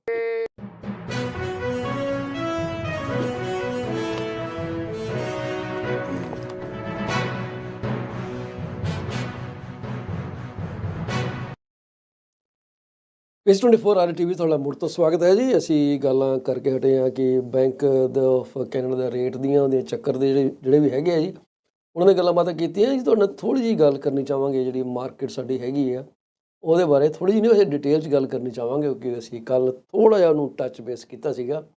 ਅੱਜ ਤੁਹਾਡੇ ਨਾਲ ਹਲਕਾ ਜਿਹਾ ਉਹਦੇ ਬਾਰੇ detail 'ਚ ਗੱਲ ਕਰਾਂਗੇ। ਦੂਸਰੀ ਗੱਲ ਇਹ ਹੈਗੀ ਕਿ ਜਿਹੜੀਆਂ ਆਪਣੇ ਮਿਸਿਸਾਗਾ ਦੇ ਤੁਹਾਨੂੰ ਪਤਾ ਜਿਹੜੇ ਮੇਅਰ ਹੈਗੇ ਆ ਬੋਨੀ ਕਰੋਂਬੀ, ਉਹ ਫੈਡਰਲ ਲੀਡਰ ਚੁਣੇ ਗਏ ਆ ਓਨਟਾਰੀਓ ਲਿਬਰਲ ਪਾਰਟੀ ਦੇ, ਅਤੇ ਇਸ ਕਰਕੇ ਹੁਣ ਉਹਨਾਂ ਨੇ ਇੱਥੇ ਆਪਣਾ ਰੈਜ਼ੀਗਨੇਸ਼ਨ ਦੇਣਾ, ਰਿਟਾਇਰ ਨਹੀਂ ਹੋਣਾ, ਰਿਜ਼ਾਈਨ ਕਰਨਾ ਆਪਣੀ ਮੇਅਰ ਦੀ ਪੋਜੀਸ਼ਨ ਤੋਂ। ਅਤੇ ਹੁਣ ਉੱਥੇ ਕਿਹੜਾ ਆਊਗਾ, ਅਤੇ ਇਹ ਸੁਣਨ 'ਚ ਆਇਆ ਜਿਹੜੀਆਂ ਖਬਰਾਂ ਦੇ ਵਿੱਚ ਉਹ ਇਹ ਆਇਆ ਕਿ 2 ਕੌਂਸਲਰ ਜਿਹੜੇ ਹੈਗੇ ਆ ਉਹ ਤਾਂ ਰਨ ਕਰਨਗੇ ਇਸ ਬਾਈ ਇਲੈਕਸ਼ਨ ਦੇ ਵਿੱਚ, ਜਿਹਦੇ 'ਚ ਕਿ ਵਾਰਡ 5 ਦੀ ਕੌਂਸਲਰ ਕੈਰੋਲਿਨ ਪੈਰਿਸ਼ ਅਤੇ ਦੂਸਰੇ ਜਿਹੜੇ ਹੈਗੇ ਆ ਆਪਣੇ ਸਟੀਫਨ ਡੈਸਕੋ, ਇਹ ਮੇਰੇ ਖਿਆਲ ਵਾਰਡ 1 ਦੇ ਕਾਉਂਸਲਰ ਹੈਗੇ ਆ। ਸੋ ਕੈਰੋਲਿਨ ਪੈਰਿਸ਼ ਤੁਹਾਨੂੰ ਪਤਾ ਇਹ ਵੀ ਲਿਬਰਲ ਕੰਪਨੀ ਨਾਲ ਪਾਰਟੀ ਨਾਲ ਸੰਬੰਧ ਰੱਖਦੇ ਆ। ਸੋ ਇਹ MP ਵੀ ਰਹੇ ਆ ਜੀ, 1990 'ਚ ਇਹ MP ਸੀਗੇ under liberal government of Jean Chretien and Paul Martin. ਤੇ ਮਿਸਾਗਾ ਸਿਟੀ ਕੌਂਸਲਰ 2006 'ਚ। ਉਸ ਤੋਂ ਬਾਅਦ ਇਹਨਾਂ ਨੇ 3 ਇਲੈਕਸ਼ਨਾਂ ਲਗਾਤਾਰ ਵਾਰਡ 5 ਦੇ ਵਿੱਚ ਜਿੱਤੀਆਂ। ਤੇ ਹੁਣ ਇਹ ਬੜੇ ਸਟਰੋਂਗ ਕੰਟੈਂਡਰ ਮੰਨੇ ਜਾਂਦੇ। ਜਿਹੜੇ ਮਿਸਟਰ ਡੈਸਕੋ ਹੈਗੇ ਆ, ਉਹਨਾਂ ਨੇ ਵੋਇਸ ਚੱਕੀ ਸੀਗੀ ਮਿਨਿਸਟੀਰੀਅਲ ਜ਼ੋਨਿੰਗ ਆਰਡਰ ਦੇ ਅਗੇਂਸਟ। ਠੀਕ ਹੈ। ਤੇ ਉਹਨਾਂ ਦਾ ਜਿਹੜਾ ਉਹ ਵੀ ਤੁਹਾਨੂੰ ਪਤਾ ਬੜਾ ਕਾਮਯਾਬ ਰਿਹਾ, ਉਹਨਾਂ ਦਾ ਰੌਲਾ ਰੱਪਾ, ਤੇ ਪ੍ਰੋਜੈਕਟ ਕੈਂਸਲ ਵੀ ਹੋਏ। ਉਸ ਤੋਂ ਬਾਅਦ ਉਸ ਤੋਂ ਇਲਾਵਾ 5 ਹੋਰ 11 ਕਾਉਂਸਲਰ ਦੇ ਵਿੱਚੋਂ 5 ਹੋਰ ਸਿਟੀ ਕਾਉਂਸਲਰ ਵੀ ਕੰਸੀਡਰ ਕਰ ਰਹੇ ਹੈ ਮੇਅਰ ਦੀ ਇਲੈਕਸ਼ਨ 'ਚ ਲੜਨ ਵਾਸਤੇ। ਹੁਣ ਦੇਖਣਾ ਇਹ ਹੈ ਕਿ ਕਿਹਨੂੰ ਬੋਨੀ ਕਰੋਂਬੀ ਵੱਲੋਂ ਅਨਾਊਂਸ ਮਿਲਦੀ ਹੈ, ਕੀ ਕਹਿੰਦੇ ਆ, ਐਂਡੋਰਸਮੈਂਟ ਜਿਹੜੀ ਇੱਕ ਬੜਾ ਕਹਿੰਦੇ ਆ ਪਿਵਟਲ ਰੋਲ ਪਲੇ ਕਰਦੀ ਹੈ। ਹੁਣ ਇਹਨਾਂ ਨੂੰ ਮਿਲਦੀ ਹੈ ਕਿ ਨਹੀਂ ਮਿਲਦੀ, only time is going to tell. So ਦੇਖਦੇ ਹਾਂ ਕਿ ਹੁਣ ਕੀ ਹੁੰਦਾ। ਤੇ ਇਹ ਥੋੜ੍ਹੀ ਜਿਹੀ ਤੁਹਾਨੂੰ ਅੱਖ ਰੱਖਣੀ ਪੈਣੀ, ਕਿਉਂਕਿ anyone who becomes mayor will have a long bearing on the future of city of Mississauga. Doug Ford ਸਾਹਿਬ ਨੇ ਪਹਿਲਾਂ ਹੀ ਇਹ ਇੱਕ ਸੋਚ ਦਾ ਫੁਰਨਾ ਛੱਡ ਦਿੱਤਾ ਕਿ ਉਹ ਜਿਹੜਾ ਪੀਲ ਰੀਜਨ ਸਪਲਿਟ ਆ ਉਹ ਸ਼ਾਇਦ ਨਾ ਕਰਨ। ਠੀਕ ਹੈ ਜੀ। ਹੁਣ ਜਿਹੜੇ ਵਾਰਡ ਕਾਉਂਸਲਰ ਜਿਹੜੇ ਆ ਉਹ ਕੋਸ਼ਿਸ਼ ਕਰ ਰਹੇ ਆ, ਕੰਸੀਡਰ ਕਰ ਰਹੇ ਆ ਮੇਅਰ ਦੀ ਇਲੈਕਸ਼ਨ 'ਚ ਲੜਨ ਵਾਸਤੇ। ਕਾਉਂਸਲਰ ਐਲਵਿਨ ਟੈਜ਼ੋ ਵਾਰਡ ਨੰਬਰ 2 ਦੇ ਕੰਸੀਡਰ ਕਰ ਰਹੇ ਆ। ਵਾਰਡ ਨੰਬਰ 4 ਕਾਉਂਸਲਰ ਜੌਨ ਕੋਵੈਕ ਉਹ ਵੀ ਕਰ ਰਹੇ ਆ। ਦੀਪਿਕਾ ਡਮੈਰਲਾ ਕਾਉਂਸਲਰ ਫॉर ਵਾਰਡ 7, ਉਹਨਾਂ ਨੇ ਹਲੇ ਕੋਈ ਡਿਸੀਜ਼ਨ ਨਹੀਂ ਬਣਾਇਆ। ਸਿਊ ਮੈਕਫੈਡਨ ਉਹ ਵਾਰਡ 10 ਦੇ ਕਾਉਂਸਲਰ ਹੈ। ਸੋ ਦੇਖਦੇ ਹਾਂ। ਐਂਡ ਵਾਰਡ ਕਾਉਂਸਲਰ 11 ਜਿਹੜੇ ਹੈਗੇ ਆ ਮਿਸਟਰ ਬ੍ਰੈਡ ਬੱਟ, ਉਹ ਵੀ ਸ਼ਾਇਦ ਆਪਣੇ ਆਪ ਨੂੰ ਹਲੇ ਕੰਸੀਡਰ ਕਰ ਰਹੇ ਕੈਂਡੀਡੇਸੀ ਦੇ ਵਿੱਚ। So it will be scene very soon ਕਿ ਕੀ ਹੁੰਦਾ। ਸੋ ਜਿਹੜੇ ਕੈਰੋਲਿਨ ਪਾਰਿਸ਼ ਹੈਗੇ ਆ, ਉਹ ਕਹਿੰਦੇ ਆ ਕਿ ਜੇ ਮੈਂ ਰਨ ਕਰਾਂਗੀ, I will resign from my ward 5 councillor position. ਇਸ ਕਰਕੇ ਕਿ ਵੀ ਜਿਹੜਾ ਖਰਚਾ ਉਹ ਘੱਟ ਜਾਊਗਾ। ਇੱਕੋ ਟਾਈਮ 'ਤੇ 2 ਬਾਈ ਇਲੈਕਸ਼ਨ ਨਾਲ ਸ਼ਾਇਦ ਖਰਚਾ ਘੱਟ ਹੁੰਦਾ। So I think someone in you may know it better. ਤੁਹਾਨੂੰ ਕੀ ਲੱਗਦਾ ਕਿ ਇਹ ਕਿੱਦਾਂ ਦੀ ਮੂਵ ਹੈਗੀ ਆ, right or wrong, best or bad? So please share your mind set with us. ਸਾਨੂੰ ਪਤਾ ਲੱਗੇ ਕਿ ਤੁਹਾਡੀ ਇਹਦੇ ਬਾਰੇ ਕੀ ਨਜ਼ਰੀਆ ਹੈਗਾ ਖਬਰ ਦੇ ਬਾਰੇ। ਉਸ ਤੋਂ ਇਲਾਵਾ ਜਿਹੜੀ ਇੱਕ ਖਬਰ ਸਾਡੇ ਸਾਹਮਣੇ ਹੋਰ ਖੁੱਲ੍ਹੀ ਹੈ, ਜਿਹੜੀ ਤੁਹਾਨੂੰ ਅਸੀਂ ਕੱਲ੍ਹ ਵੀ ਦੱਸਿਆ ਸੀਗਾ ਕਿ ਮਾਈਂਡਫੁਲ ਮੈਡੀਟੇਸ਼ਨ 7 ਦਸੰਬਰ ਨੂੰ ਔਨਲਾਈਨ ਹੋਣੀ ਹੈ ਜੀ, ਆਪਣਾ ਵਰਚੁਅਲੀ। ਜੇ ਤੁਸੀਂ ਇਹਦੇ ਪਾਰਟ ਲੈਣਾ ਚਾਹੁੰਦੇ ਹੋ ਤਾਂ ਬਰੈਂਪਟਨ ਗਾਰਡੀਅਨ ਦੇ ਵੈਬਸਾਈਟ 'ਤੇ ਜਾ ਕੇ ਤੁਸੀਂ ਇਹਦੇ 'ਚ ਰਜਿਸਟਰ ਕਰ ਸਕਦੇ ਹੋ ਆਪਣੇ ਆਪ ਨੂੰ। So please feel free to go there and make your self at peace. Scarborough ਦੇ ਵਿੱਚ ਇੱਕ ਬੈਸਟ ਬਾਏ ਸਟੋਰ ਹੈ। ਬੈਸਟ ਬਾਏ ਸਟੋਰ ਦੇ ਵਿੱਚ ਥੈਫਟ ਹੋ ਰਹੀ ਸੀ। ਠੀਕ ਹੈ ਜੀ। ਤੇ ਉੱਥੇ ਰੱਬ ਸਬੱਬੀ ਇੱਕ ਪੁਲਿਸ ਅਫਸਰ ਵੀ ਖੜਾ ਸੀ। ਸੋ ਪੁਲਿਸ ਅਫਸਰ ਨੇ ਉਹ ਜਿਹੜਾ ਥੈਫਟ ਕਰ ਰਿਹਾ ਸੀ ਬੰਦਾ, ਉਹਨੂੰ ਰੋਕਣ ਦੀ ਕੋਸ਼ਿਸ਼ ਕੀਤੀ ਤੇ ਉਹਨਾਂ ਦੇ ਵਿੱਚੋਂ ਇੱਕ ਨੇ ਉਹਨੂੰ ਸਟੈਪ ਕਰਤਾ ਆਫਿਸਰ ਨੂੰ। ਤੇ ਆਫਿਸਰ ਦੀ ਕਿਸਮਤ ਚੰਗੀ ਸੀ ਕਿ ਸਟੈਬਿੰਗ ਉਹਦੀ ਰਿਸਟ 'ਤੇ ਹੋਈ। ਤੇ ਫਟਾਫਟ ਉੱਥੋਂ ਦੇ ਜਿਹੜੇ ਸਟਾਫ ਸੀਗਾ ਜਾਂ ਪੈਰਾਮੈਡਿਕ ਸੀਗੇ, ਉਹਨਾਂ ਨੇ ਫਟਾਫਟ ਉਹਦੇ 'ਤੇ ਬੈਂਡੇਜ ਕਰਕੇ ਉਹਦਾ ਜਿਹੜਾ ਬਲੱਡ ਫਲੋ ਸਟਾਪ ਕਰ ਦਿੱਤਾ। ਜ਼ਿਆਦਾ ਡੈਮੇਜ ਨਹੀਂ ਹੋਇਆ। ਇਹ ਅੱਜ ਦੀ ਕੋਈ 11:45 ਵਜੇ ਦੀ ਸਵੇਰ ਦੀ ਖਬਰ ਆ। ਸੋ ਇਹ ਚੋਰੀ ਕਰ ਰਹੇ ਸੀਗੇ ਜਦੋਂ ਉਹਨਾਂ ਨੂੰ ਰੋਕਿਆ ਗਿਆ। ਥੈਫਟ ਦੇ ਕੇਸਿਸ ਬਹੁਤ ਜ਼ਿਆਦਾ ਵਧੇ ਹੋਏ ਆ ਜੀ। ਤੇ ਉਹਨਾਂ ਨੂੰ ਰੋਕਣ ਲਈ ਜਿਹੜੀ ਪੀਲ ਪੁਲਿਸ ਹੈਗੀ ਹੈ ਜੀ, ਇੱਕ ਪਾਇਲਟ ਪ੍ਰੋਜੈਕਟ, ਅੱਜ ਕੱਲ੍ਹ ਦਾ ਪਾਇਲਟ ਪ੍ਰੋਜੈਕਟ ਬੜੇ ਚੱਲ ਰਹੇ ਆ। ਆਪਣਾ ਸਕੁਏਅਰ 1 ਦੇ ਨਾਲ ਰਲ ਕੇ ਜਿਹੜੀ ਪੁਲਿਸ ਹੈਗੀ ਆ ਪੈਟਰੋਲ ਕਰੇਗੀ ਔਨ ਫੁੱਟ ਤੇ ਇਨ ਦਾ ਸਟੋਰ। ਤੇ ਇਹ ਕੋਆਰਡੀਨੇਟ ਕਰੇਗੀ ਤੁਹਾਡੇ ਉਹਨਾਂ ਦੇ ਨਾਲ ਸਿਕਿਉਰਿਟੀ ਸਟਾਫ ਦੇ ਨਾਲ, ਤਾਂ ਕਿ ਉੱਥੇ ਚੋਰੀਆਂ ਜਿਹੜੀਆਂ ਹੁਣ ਹੌਲੀਡੇ ਸੀਜ਼ਨ ਦੇ ਵਿੱਚ ਰਿਪੋਰਟ ਹੁੰਦੀਆਂ ਨੇ, ਉਹਨਾਂ 'ਤੇ ਨੱਥ ਪਾਈ ਜਾ ਸਕੇ। ਠੀਕ ਹੈ ਜੀ। ਉਹਨਾਂ ਦੇ ਨੱਥ ਪਾਈ ਜਾ ਸਕੇ। ਤੇ ਇਹ ਪੀਲ ਪੁਲਿਸ ਦਾ ਕਹਿੰਦੇ ਇਹ ਪਾਇਲਟ ਪ੍ਰੋਜੈਕਟ ਆ ਦੇਖਣ ਵਾਲੀ ਗੱਲ ਇਹ ਹੈ ਕਿ ਇਹ ਪਾਇਲਟ ਪ੍ਰੋਜੈਕਟ ਕਿੰਨੀਆਂ ਕੋਈ ਚੋਰੀਆਂ ਰੋਕ ਸਕਦਾ। So let's see how it works. ਪਰ ਇਹ ਗੱਲ ਸਹੀ ਆ ਕਿ ਜਿਹੜੀਆਂ ਸਟੋਰਾਂ 'ਚ ਚੋਰੀਆਂ ਹੁੰਦੀਆਂ ਨੇ ਉਹ ਸਾਨੂੰ ਸਾਰਿਆਂ ਨੂੰ ਅਫੈਕਟ ਕਰਦੀਆਂ। ਕਿੱਦਾਂ ਅਫੈਕਟ ਕਰਦੀਆਂ? ਕਿਉਂਕਿ ਅਸੀਂ ਉਹ ਜਿਹੜੀ ਸ਼ਰਿੰਕੇਜ ਕਹਿੰਦੇ ਉਹਨੂੰ, ਉਹ ਸ਼ਰਿੰਕੇਜ ਜਿਹੜੀ ਹੁੰਦੀ ਹੈ ਵੀ ਪੇ ਫॉर दैट। ਉਹ ਜਿਹੜੇ ਪ੍ਰਾਈਸ ਰਿਵੀਜ਼ਨ ਹੁੰਦੀ ਹੈ, ਸਟੋਰ ਜਦੋਂ ਕੀਮਤਾਂ ਲਗਾਉਂਦੇ ਆ ਉਹਦੇ 'ਚ ਉਹ ਸ਼ਰਿੰਕੇਜ ਦਾ ਫੈਕਟਰ ਵੀ ਲੈ ਕੇ ਚੱਲਦੇ ਆ। ਅਤੇ ਉਹਦਾ ਮਤਲਬ ਇਹ ਹੈ ਕਿ ਜਿੰਨਾ ਲਾਸ ਹੋਇਆ ਉਹਦੇ 'ਚ ਤੁਸੀਂ ਹੈਲਪ ਕਰ ਰਹੇ ਹੋ। ਆਰਗੇਨਾਈਜ਼ਡ ਰਿਟੇਲ ਰੋਬਰੀਜ਼ ਇਹਨੂੰ ਕਿਹਾ ਗਿਆ। ਇਹ ਦਿਨੋਂ ਦਿਨ ਵੱਧਦੀਆਂ ਜਾ ਰਹੀਆਂ। ਇਹ ਆਮ ਦੇਖਣ ਜਾ ਰਹੀਆਂ। ਹਰ ਦੂਜੇ ਦਿਨ 2-4 ਖਬਰਾਂ ਸਾਨੂੰ ਮਿਲ ਜਾਂਦੀਆਂ। ਪਿੱਛੇ ਜੇ ਬਰੈਮਲੇ ਸਿਟੀ ਸੈਂਟਰ ਦੇ ਵਿੱਚ ਡਾਇਮੰਡ ਸਟੋਰ ਦੇ ਉੱਤੇ ਉਹਦੇ ਸ਼ੋਕੇਸ ਭੰਨ ਕੇ ਚੋਰੀ ਕੀਤੀ ਗਈ ਸੀ। ਫਿਰ ਅੱਜ ਖਬਰ ਇਹ ਆਈ ਹੈ ਕਿ ਜਿਹੜਾ ਕਾਰਟੀਅਰ ਸਟੋਰ ਹੈ ਯਾਰਕਡੇਲ ਮਾਲ ਦੇ ਵਿੱਚ, ਉੱਥੇ ਵੀ ਇਹ ਕੰਮ ਕੀਤਾ ਗਿਆ। ਉੱਥੇ ਵੀ ਜੁਐਲਰੀ ਚੋਰੀ ਕੀਤੀ ਗਈ ਹੈ। ਹੁਣ ਠੀਕ ਹੈ ਕਿ ਜੁਐਲਰੀ ਜਿਹੜੀਆਂ ਨੇ ਇੰਸ਼ੋਰਡ ਹੈਗੀਆਂ ਨੇ, but everything falls back on us. ਇਹ ਸਾਡੀਆਂ ਕੁਛ ਲੋਕਲ ਨਿਊਜ਼ ਸੀਗੀਆਂ ਜਿਹੜੀਆਂ ਮੈਂ ਜ਼ਰੂਰੀ ਸਮਝਿਆ ਤੁਹਾਡੇ ਨਾਲ ਡਿਸਕਸ ਕਰਨੀਆਂ। ਸੋ ਉਮੀਦ ਹੈ ਕਿ ਤੁਹਾਨੂੰ ਇਹ ਠੀਕ ਲੱਗੀਆਂ ਹੋਣਗੀਆਂ। ਦੂਸਰੇ ਪਾਸੇ ਜਿਹੜੀ ਹੁਣ ਅਸੀਂ ਤੁਹਾਡੇ ਨਾਲ ਗੱਲ ਕਰਨੀ ਚਾਹੁੰਦੇ ਸੀਗੇ ਮਾਰਕੀਟ ਦੀ, ਹਾਊਸਿੰਗ ਮਾਰਕੀਟ ਦੀ, ਅੱਜ ਅਸੀਂ ਤੁਹਾਡੇ ਨਾਲ ਥੋੜ੍ਹੀ ਜਿਹੀ ਉਹਨੂੰ ਤਫਸੀਲ 'ਚ ਗੱਲ ਕਰਨੀ ਚਾਹਾਂਗੇ। ਸਭ ਤੋਂ ਪਹਿਲਾਂ ਤਾਂ ਜੋ ਅਸੀਂ ਤੁਹਾਡੇ ਅੱਗੇ ਲੈ ਕੇ ਆ ਰਹੇ ਹਾਂ ਉਹ ਇੱਕ ਸਕਰੀਨ ਤੁਹਾਡੇ ਸਾਹਮਣੇ ਪੇਸ਼ ਕਰਨ ਲੱਗੇ ਹਾਂ। ਇਹਦੇ 'ਚ ਤੁਸੀਂ ਦੇਖੋਗੇ ਕਿ ਇਹ ਇੱਕ ਸਮਰੀ ਹੈ। ਇਹ ਜਿਹੜੀ ਸਮਰੀ ਹੈ ਇਹ ਦੱਸਦੀ ਹੈ ਕਿ ਪਿਛਲੇ ਸਾਲ ਦੇ ਨਾਲੋਂ ਤੇ ਹੁਣ ਮਾਰਕੀਟ ਦੇ ਵਿੱਚ ਕੀ ਬਦਲਾਵ ਕੀਤੇ ਗਏ ਆ। ਮਾਰਕੀਟ ਆਪਾਂ ਗੱਲ ਕਰਦੇ ਹਾਂ ਰੀਅਲ estate ਮਾਰਕੀਟ ਦੀ। ਸੋ ਤੁਸੀਂ ਜਿੱਦਾਂ ਕਿ ਇਸ ਸਕਰੀਨ ਤੋਂ ਬਿਲਕੁਲ ਸਹੀ ਅੰਦਾਜ਼ਾ ਲਗਾ ਸਕਦੇ ਹੋ ਕਿ ਸੇਲਾਂ ਦੀ ਗਿਣਤੀ ਜਿਹੜੀ ਹੈ 2023 ਦੇ ਨਾਲੋਂ ਐਤਕੀ ਥੋੜ੍ਹੀ ਜਿਹੀ ਜਿਹੜੀ ਆ ਉਹ ਘਟੀ ਆ। ਸੋ ਸੌਰੀ 2022 ਨਾਲੋਂ 2022 'ਚ 4507 ਯੂਨਿਟ ਵਿਕੇ ਸੀਗੇ, ਹੁਣ ਵਿਕੇ ਆ 4200 ਤੇ 6% ਸੇਲਾਂ ਘਟ ਗਈਆਂ। ਸੇਲਾਂ ਘਟੀਆਂ, ਪ੍ਰਾਈਸ ਨਹੀਂ ਘਟਿਆ, ਸੇਲਾਂ ਘਟੀਆਂ। ਨਵੀਆਂ ਲਿਸਟਿੰਗਾਂ ਜਿਹੜੀਆਂ ਨੇ ਉਹ 16.5% ਉੱਪਰ ਚਲੀਆਂ ਗਈਆਂ। ਪਿਛਲੇ ਸਾਲ ਕੋਈ 9053 ਦਰਜ ਕੀਤੀਆਂ ਗਈਆਂ ਸੀਗੀਆਂ ਤੇ ਹੁਣ 10545 ਦਰਜ ਕੀਤੀਆਂ ਗਈਆਂ। ਇਹ 16.5% ਦਾ ਵਾਧਾ ਹੋਇਆ। ਐਕਟਿਵ ਲਿਸਟਿੰਗ ਜਿਹੜੀਆਂ ਨੇ ਉਹ 40.7% ਵੱਧ ਗਈਆਂ। This is the reason that will cause home prices to tumble down more. Active listing, ਮਕਾਨ ਖੜੇ ਆ, ਵਿਕ ਨਹੀਂ ਰਹੇ।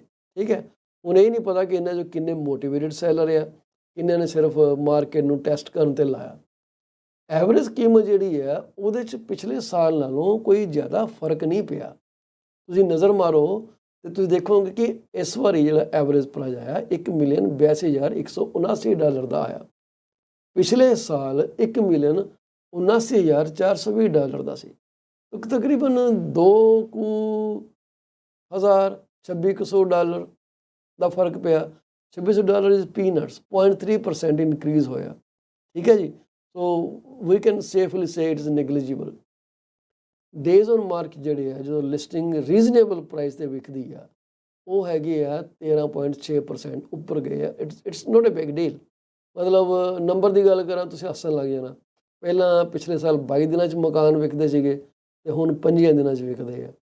ਜਿਹੜੇ ਪ੍ਰੋਪਰਟੀ ਡੇਜ਼ ਔਨ ਮਾਰਕੀਟ ਆ ਉਹ 18.2% ਉੱਪਰ ਗਏ। ਉਹਦਾ ਕੀ ਮਤਲਬ ਹੈ? ਉਹਦਾ ਮਤਲਬ ਹੈ ਕਿ ਪ੍ਰੋਪਰਟੀ ਅੱਜ ਲਿਸਟ ਹੋਈ, ਨਹੀਂ ਵਿਕੀ, ਮਹੀਨੇ ਬਾਅਦ ਲਾ ਲਈ, ਨਵੇਂ ਪ੍ਰਾਈਸ 'ਤੇ ਫੇਰ ਲਾ ਦਿੱਤੀ, ਫੇਰ 15-20 ਦਿਨ ਰਹੀ, ਨਹੀਂ ਵਿਕੀ, ਫੇਰ ਲਾ ਲਈ, ਫਿਰ ਤੀਸਰਾ ਪ੍ਰਾਈਸ ਲੋ ਕੀਤਾ। ਰੀਲਿਸਟ ਕਰਦੇ ਲੋਕੀ, ਬਾਰ-ਬਾਰ ਟਰਾਈ ਕਰਦੇ ਕਿ ਸਾਨੂੰ ਵਧੀਆ ਪ੍ਰਾਈਸ ਮਿਲ ਜੇ। ਮਾਰਕੀਟ ਨੇ ਹੀ ਡਿਟਰਮਿਨ ਕਰਨਾ ਕਿ ਰਾਈਟ ਪ੍ਰਾਈਸ ਕੀ ਹੈ।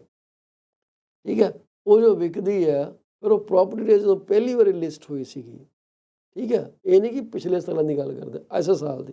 ਉਸ ਤੋਂ ਲੈ ਕੇ ਕਦੋਂ ਵਿਕੀ ਆ ਉਹ ਟੋਟਲ ਪ੍ਰੋਪਰਟੀ ਡੇਜ਼ ਹੁੰਦੇ ਆ, ਉਹ 39 ਤੋਂ ਚਲੇ ਗਏ। ਮਤਲਬ ਇਹ ਕਿ ਤੁਸੀਂ ਇਹ ਲੈ ਕੇ ਚੱਲੋ ਮੋਟਾ-ਮੋਟਾ ਹਿਸਾਬ ਕਿ ਤੁਹਾਨੂੰ ਮਕਾਨ ਵੇਚਣ ਨੂੰ 40 ਦਿਨ ਲੱਗਣੇ ਆ।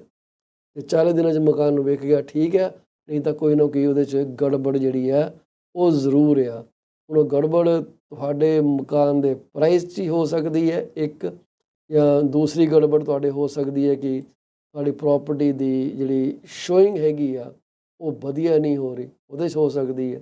ਠੀਕ ਹੈ, ਹੁਣ ਜਿਹੜਾ ਅਸੀਂ ਤੁਹਾਡਾ ਡੇਟਾ ਸ਼ੇਅਰ ਕਰਨ ਲੱਗੇ ਆ ਜੀ, ਇਹ ਹੈਗਾ ਸੇਲਸ ਡੇਟਾ। ਹੁਣ ਇਹਦੇ 'ਚ ਦੋ ਹਿੱਸੇ ਆ, ਇੱਕ ਤਾਂ ਹੈਗਾ ਜੀ average price by major sales and average price major house types. ਠੀਕ ਹੈ, ਹੁਣ ਜੇ ਤੁਸੀਂ ਇਸ ਚਾਰਟ ਨੂੰ ਚੰਗੀ ਤਰ੍ਹਾਂ ਨਜ਼ਰ ਮਾਰ ਕੇ ਦੇਖੋਗੇ, ਮੈਂ ਕੋਸ਼ਿਸ਼ ਕਰਦਾ ਤੁਹਾਡੇ ਅੱਗੇ ਇਹਨੂੰ ਵੱਡਾ ਕਰਦੇ ਹਾਂ। ਤੋ ਆਹ ਤੁਸੀਂ ਚਾਰਟ ਤੁਹਾਡੇ ਸਾਹਮਣੇ ਜਦੋਂ ਆਇਆ, ਤੁਸੀਂ ਦੇਖੋਗੇ ਕਿ 416 ਕੋਡ, 905 ਕੋਡ, ਫਿਰ ਟੋਟਲ, ਫਿਰ ਐਵਰੇਜ ਪ੍ਰਾਈਸ 416 905 ਟੋਟਲ। ਉਸ ਤੋਂ ਥੱਲੜੀ ਜਿਹੜਾ ਚਾਰਟ ਹੈ ਉਹਦੇ 'ਚ ਲਿਖਿਆ year over year percent change. ਹੁਣ ਤੁਹਾਡੇ ਸਾਹਮਣੇ ਹੈ ਕਿ ਡੀਟੈਸਟ ਮਕਾਨ ਜਿਹੜੇ ਹੈਗੇ ਆ 416 ਰੀਜਨ ਜਿਹੜਾ ਕਿ ਟੋਰਾਂਟੋ ਕਿਹਾ ਜਾਂਦਾ, ਇਹ ਨਹੀਂ ਕਿ ਤੁਹਾਡਾ ਬਰੈਂਪਟਨ ਜੇ ਤੁਸੀਂ 416 ਫੋਨ ਨੰਬਰ ਲਿਆ ਉਹ ਤੁਹਾਡਾ ਉਹਦੇ 'ਚ ਕਾਊਂਟ ਹੋ ਗਿਆ। 416 means city of Toronto, 905 means rest of GTA। So 461 detached ਮਕਾਨ ਵਿਕੇ ਆ, 825 ਕੰਡੋਮੀਨੀਅਮ ਵਿਕੇ ਆ। ਕੰਡੋਮੀਨੀਅਮ ਦੀ ਜਿਹੜੀ ਸੇਲ ਆ ਉਹ ਬਹੁਤ ਜ਼ਿਆਦਾ ਗਈ ਹੈ ਨਾ, 825 ਕੰਡੋਮੀਨੀਅਮ ਜ਼ਿਆਦਾ ਹੈਗੇ ਟੋਰਾਂਟੋ, ਸੋ ਜ਼ਿਆਦਾ ਵਿਕਣੇ ਆ। 168 ਵਿਕੇ ਆ ਸੈਮੀ ਤੇ 140 ਵਿਕੇ ਆ ਰੱਬ ਤੁਹਾਡਾ ਭਲਾ ਕਰੇ ਟਾਊਨ ਹੋਮ। ਸੋ 905 ਦੇ ਵਿੱਚ ਕੰਡੋਮੀਨੀਅਮ ਘੱਟ ਆ। ਠੀਕ ਹੈ ਜੀ, ਜ਼ਿਆਦਾ ਕੀ ਵਿਕੇ ਆ ਡੀਟੈਸਟ, ਉਸ ਤੋਂ ਬਾਅਦ ਵਿਕੇ ਆ ਸੈਮੀ ਉਸ ਤੋਂ ਬਾਅਦ ਵਿਕੇ ਆ ਟਾਊਨ ਹੋਮ 556, ਫਿਰ ਵਿਕੇ ਆ ਤੁਹਾਡੇ ਫਿਰ ਵਿਕੇ ਆ ਤੁਹਾਡੇ ਕੰਡੋਸ, ਫਿਰ ਵਿਕੇ ਟਾਊਨ ਹੋਮ ਸੈਮੀਜ਼, ਜ਼ਬਾਨ ਥਤਲਾ ਜਾਂਦੀ। So 1420 rest of GTA, detached 236 semi, 556 town home, 387 condominium apartment. ਹੁਣ ਪਰਸੈਂਟੇਜ ਚੇਂਜ ਕੀ ਹੈ, ਤੁਸੀਂ ਦੇਖੋਗੇ ਕਿ ਡੀਟੈਲਸ ਦੀ ਪਰਸੈਂਟੇਜ 416 ਦੇ ਵਿੱਚ ਗਿਰੀ ਹੈ 14.5%, ਸੈਮੀ 0.6% ਉੱਪਰ ਗਏ, ਟਾਊਨ ਹੋਮ 20% ਥੱਲੇ ਡਿੱਗੇ, ਕੰਡੋ ਅਪਾਰਟਮੈਂਟ 8.2% ਥੱਲੇ ਡਿੱਗੇ ਹੈ। 905 ਦੇ ਵਿੱਚ ਡੀਟੈਲਸ ਦੀ ਸੇਲ ਜਿਹੜੀ ਆ ਉਹ ਡਿੱਗੀ ਆ 5.3%, ਸੈਮੀ ਦੀ ਵਧੀ ਹੈ 11.3%, ਟਾਊਨ ਹੋਮ ਘਟ ਗਏ 5.3%, ਤੇ ਤਕਰੀਬਨ 5.9% ਘਟ ਗਏ ਹੈ ਤੁਹਾਡੇ 0.5% ਘਟ ਗਏ ਤੁਹਾਡੇ ਕੰਡੋਮੀਨੀਅਮ ਅਪਾਰਟਮੈਂਟ। ਠੀਕ ਹੈ ਜੀ, ਇਹ ਪ੍ਰੈਫਰੈਂਸ ਆਰਡਰ ਵੀ ਹੈਗਾ ਲੋਕਾਂ ਦਾ ਕਿ ਡੀਟੈਲਸ ਵੱਲ ਪਹਿਲਾਂ ਜਾਂਦੇ ਆ, ਨਹੀਂ ਮਿਲਦਾ ਸੈਮੀ ਵੱਲ ਆਉਂਦੇ, ਨਹੀਂ ਮਿਲਦਾ ਟਾਊਨ ਵੱਲ ਜਾਂਦੇ, ਨਹੀਂ ਮਿਲਦਾ ਕੰਡੋ ਵੱਲ ਜਾਂਦੇ। ਐਵਰੇਜ ਪ੍ਰਾਈਸ ਜਿਹੜਾ ਹੈ 416 ਦੇ ਵਿੱਚ 16 ਲੱਖ ਤੋਂ ਉੱਪਰ ਚਲਾ ਗਿਆ ਡੀਟੈਲਸ ਦਾ, ਜਦਕਿ ਰੈਸਟ ਆਫ GTA 13 ਦੇ ਆਸ-ਪਾਸ ਘੁੰਮ ਰਿਹਾ। ਉਸ ਤੋਂ ਬਾਅਦ ਸੈਮੀ ਜਿਹੜਾ 1212 'ਚ ਵਿਕ ਰਿਹਾ 416 'ਚ ਟੋਰਾਂਟੋ ਦੇ ਵਿੱਚ, ਦੂਸਰੇ ਪਾਸੇ ਰੈਸਟ ਆਫ GTA 9.5 ਦੇ ਨੇੜੇ ਤੇੜੇ, ਟਾਊਨ ਹੋਮ ਜਿਹੜਾ 962 ਦੇ ਆਸ-ਪਾਸ 416 ਜ਼ੋਨ ਦੇ ਵਿੱਚ, ਤੇ 866 ਜਾ ਰਿਹਾ ਰੈਸਟ ਆਫ GTA ਦੇ ਵਿੱਚ। ਟੋਰਾਂਟੋ ਦੇ ਵਿੱਚ ਕੰਡੋ ਅਪਾਰਟਮੈਂਟ ਦੀ ਐਵਰੇਜ ਕੀਮਤ ਜਿਹੜੀ ਹੈ 7,20,000 ਹੈ, ਤੇ 905 ਦੇ ਵਿੱਚ ਹੈਗੀ ਹੈ 690 ਦੇ ਆਸ-ਪਾਸ। ਹੁਣ ਪਿਛਲੇ ਸਾਲ ਨਾਲੋਂ ਹੁਣ ਕਿੰਨਾ ਫਰਕ ਪਿਆ, ਟੋਰਾਂਟੋ ਦੇ ਵਿੱਚ ਡੀਟੈਲਸ ਦੀਆਂ ਕੀਮਤਾਂ 3.5% ਵਧੀਆਂ, ਸੈਮੀ ਦੀਆਂ 2.4 ਵਧੀਆਂ, ਟਾਊਨ ਹੋਮ ਦੀਆਂ ਘਟ ਗਈਆਂ 3.6, ਕੰਡੋਮੀਨੀਅਮ ਅਪਾਰਟਮੈਂਟ ਦੇ ਘਟ ਗਈਆਂ 1.7। ਰੈਸਟ ਆਫ GTA ਦੇ ਵਿੱਚ 0.3% ਵਧੀਆਂ ਕੀਮਤਾਂ ਡੀਟੈਲਸ ਦੀਆਂ, 2.9% ਵਧੀਆਂ ਸੈਮੀ ਦੀਆਂ, 0.7% ਘਟੀਆਂ ਟਾਊਨ ਹੋਮ ਦੀਆਂ, 6.4% ਵਧੀਆਂ ਜਿਹੜੀਆਂ ਕੰਡੋਮੀਨੀਅਮ ਅਪਾਰਟਮੈਂਟ ਦੀਆਂ। ਇਹ ਮੋਟਾ ਡੇਟਾ ਤੁਹਾਡੇ ਸਾਹਮਣੇ ਹਾਜ਼ਰ ਹੈ। ਠੀਕ ਹੈ ਜੀ, ਸੋ ਟੋਰਾਂਟੋ ਤੁਹਾਨੂੰ ਪਤਾ ਹੈ ਕਰਾਊਡਡ ਸਿਟੀ ਹੈ, ਇੱਥੇ ਡਿਮਾਂਡ ਜਿਹੜੀ ਹੈ ਜ਼ਿਆਦਾ, ਇੱਥੇ ਜਗ੍ਹਾ ਦੀ ਕੀਮਤ ਬਹੁਤ ਜ਼ਿਆਦਾ। ਬੇਸਿਕਲੀ ਮਕਾਨ ਤੁਹਾਨੂੰ ਬਿਲਕੁਲ ਟੁੱਟਿਆ ਫੁੱਟਿਆ ਮਿਲੂਗਾ, ਪਰ ਤੁਸੀਂ ਹੈਰਾਨ ਹੋ ਜਾਣਾ ਦੇਖ ਕੇ ਕਿ ਯਾਰ ਇਹਦੀ ਕੀਮਤ ਜਿਹੜੀ ਆ 2 ਮਿਲੀਅਨ 2.5 ਮਿਲੀਅਨ ਦੇ ਉੱਤੇ ਕਿਉਂ ਜਾ ਰਹੀ ਹੈ। It is just the piece of land on which the house is erected, ਉਹਦੀ ਵੈਲਿਊ ਜ਼ਿਆਦਾ। So Toronto is totally different ball game.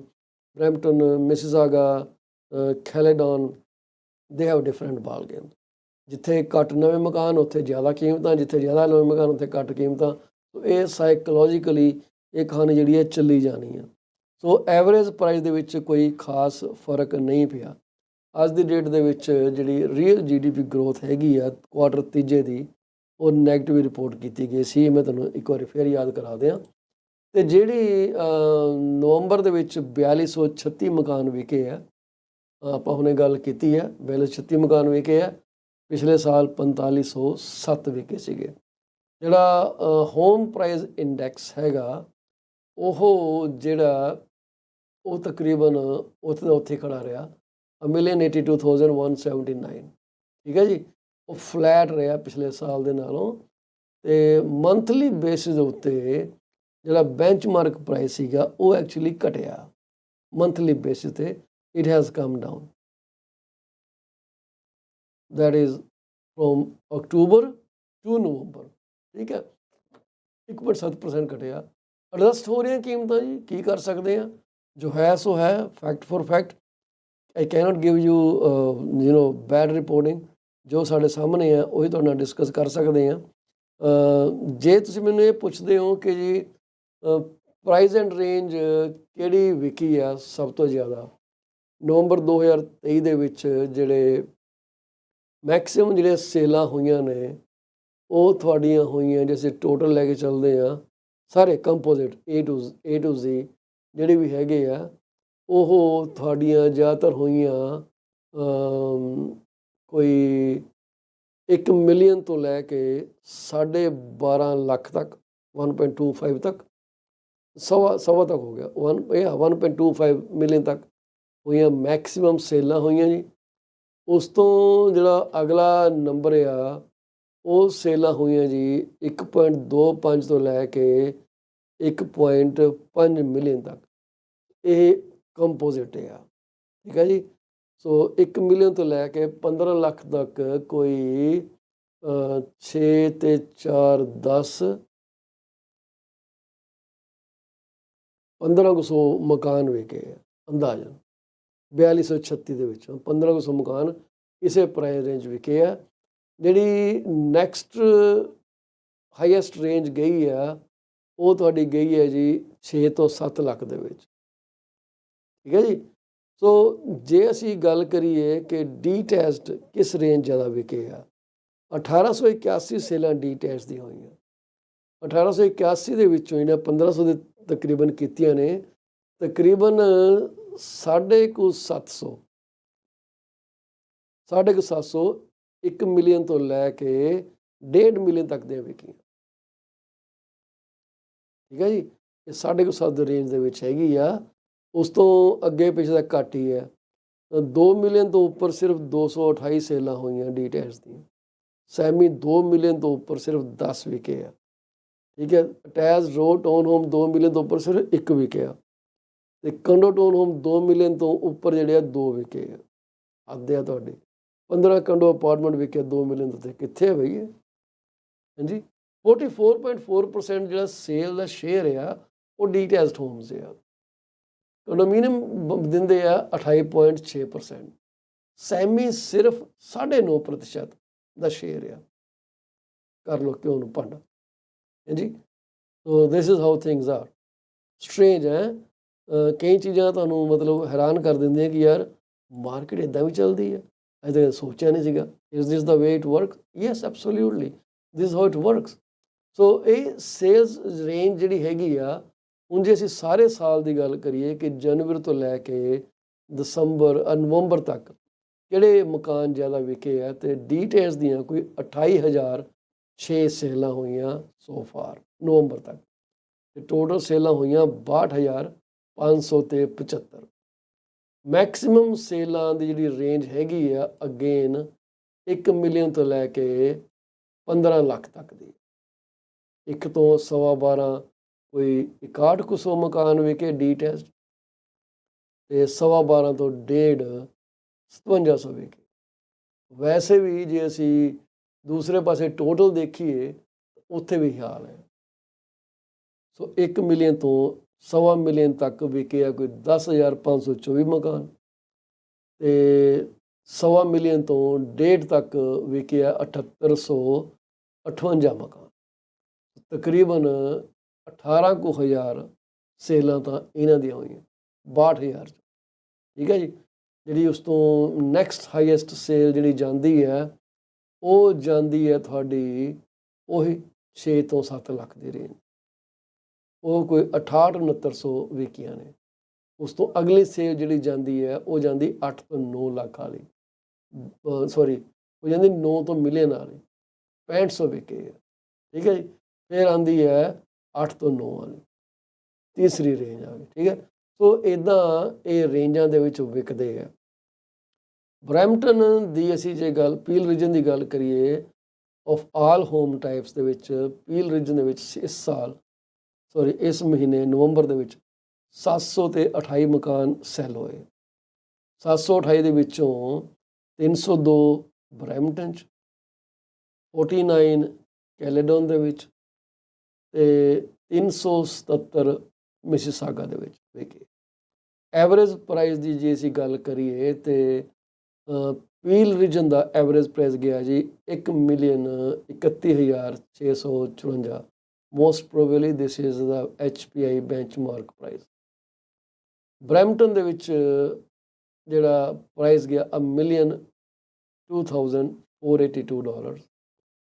ਕੈਲੇਡੋਨ is highest at $1,506,143। Mississauga is at $993,352। ਇਹ ਜਿਹੜੀ ਹੈ ਮਾਰਕੀਟ ਦੀ ਸਨੈਪਸ਼ਾਟ ਹੈਗੀ ਆ। ਟੋਰਾਂਟੋ ਦੇ ਵਿੱਚ 1607 ਸੇਲਾਂ ਹੋਈਆਂ ਤੇ ਵੈਸਟ ਟੋਰਾਂਟੋ ਦੇ ਵਿੱਚ 413 ਹੋਈਆਂ। ਠੀਕ ਹੈ ਜੀ। ਸੈਂਟਰਲ ਦੇ ਵਿੱਚ 779 ਕੰਡੋਸ।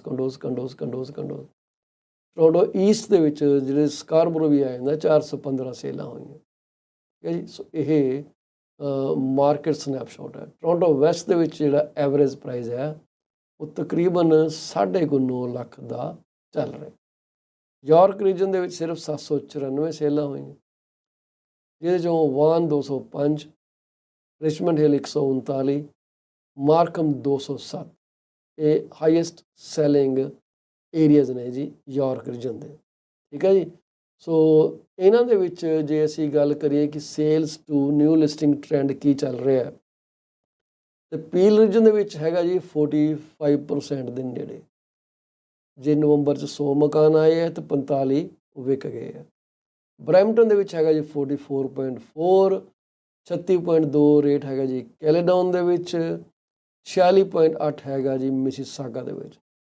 ਯਾਰਕ ਰੀਜਨ ਦੇ ਵਿੱਚ ਜੇ ਅਸੀਂ ਗੱਲ ਕਰੀਏ ਵਾਨ ਦੀ ਤੇ 45%, ਨਿਊ ਮਾਰਕੀਟ ਦੀ 48.8%, ਰਿਚਮੰਡ ਹਿਲ 44.7%, ਮਾਰਕਮ 53.5% ਤੇ ਅਰੋਰਾ 53.7%।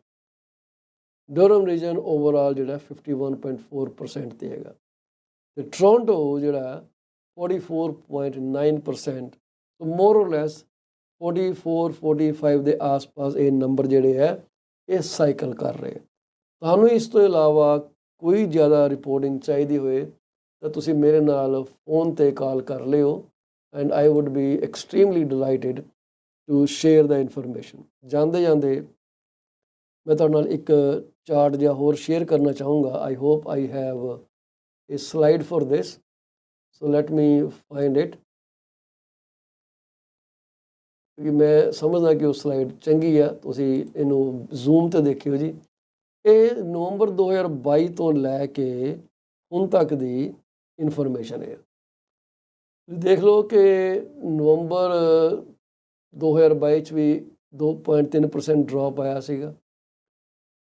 ਦਸੰਬਰ 0.9% ਵਧਿਆ ਸੀਗਾ। ਜਨਵਰੀ 'ਚ 2.4 ਉੱਪਰ ਗਈਆਂ ਸੀਗੀਆਂ ਸੇਲਾਂ, ਤੇ ਫਿਰ ਉਸ ਤੋਂ ਬਾਅਦ ਜੂਨ ਤੋਂ ਬਾਅਦ ਥੱਲੇ ਤੇ ਨਵੰਬਰ ਦੇ ਵਿੱਚ ਜਿਹੜਾ ਇਹ 1.7% ਉੱਪਰ ਗਈਆਂ ਨੰਬਰ ਆਫ ਸੇਲਸ ਨੰਬਰ 2023 ਦੇ ਵਿੱਚ। ਠੀਕ ਹੈ ਨਾ ਜੀ। ਤੇ ਤੁਸੀਂ ਦੇਖੋ ਨਵੀਆਂ ਲਿਸਟਿੰਗਾਂ ਜਿਹੜੀਆਂ ਨੇ ਨਵੰਬਰ 22 ਤੋਂ ਘਟਦੀਆਂ 2023 ਦੇ ਅਪ੍ਰੈਲ ਤੱਕ ਘਟਦੀਆਂ ਗਈਆਂ। ਉਸ ਤੋਂ ਬਾਅਦ ਇਹ ਲਗਾਤਾਰ ਵੱਧਦੀਆਂ ਗਈਆਂ ਕਿਉਂਕਿ ਰੇਟਾਂ ਦੇ ਅਸਰ ਜਿਹੜੇ ਆ ਉਹ ਜ਼ਿਆਦਾ ਪੈਣੇ ਸ਼ੁਰੂ ਹੋਏ। ਲੋਕਾਂ ਨੇ ਪਹਿਲਾਂ ਲਿਸਟਿੰਗਾਂ ਨਹੀਂ ਕੀਤੀਆਂ, ਫਿਰ ਕਰਨੇ ਸ਼ੁਰੂ ਕਰ ਦਿੱਤੀਆਂ। ਤੇ ਉਸ ਤੋਂ ਇਲਾਵਾ ਐਵਰੇਜ ਪ੍ਰਾਈਸ ਦੇ ਵਿੱਚ ਜਿਹੜੇ ਤੁਸੀਂ ਚੇਂਜ ਦੇਖੋਗੇ ਨਵੰਬਰ ਦਸੰਬਰ 2022 ਚ ਰੇਟ ਵਧ ਰਹੇ ਸੀਗੇ, ਜਨਵਰੀ ਫਰਵਰੀ 'ਚ ਘਟਣੇ ਸ਼ੁਰੂ ਹੋਏ, ਫਿਰ ਮਾਰਚ ਅਪ੍ਰੈਲ ਮਈ ਜੂਨ ਫਿਰ ਵਧੇ, ਉਸ ਤੋਂ ਬਾਅਦ ਜੁਲਾਈ ਅਗਸਤ ਸਤੰਬਰ 'ਚ ਘਟੇ, ਅਕਤੂਬਰ ਥੋੜ੍ਹਾ ਪੁਸ਼ ਲਿਆ ਹਲਕਾ ਜਿਹਾ, ਫਿਰ 2.2% ਘਟੇ ਆ। ਸੋ ਜਿਹੜਾ MLS HPI ਪ੍ਰਾਈਸ ਹੈਗਾ ਉਹ ਵੀ ਦੇਖੋ ਕੰਸਿਸਟੈਂਟ ਚੱਲ ਰਿਹਾ।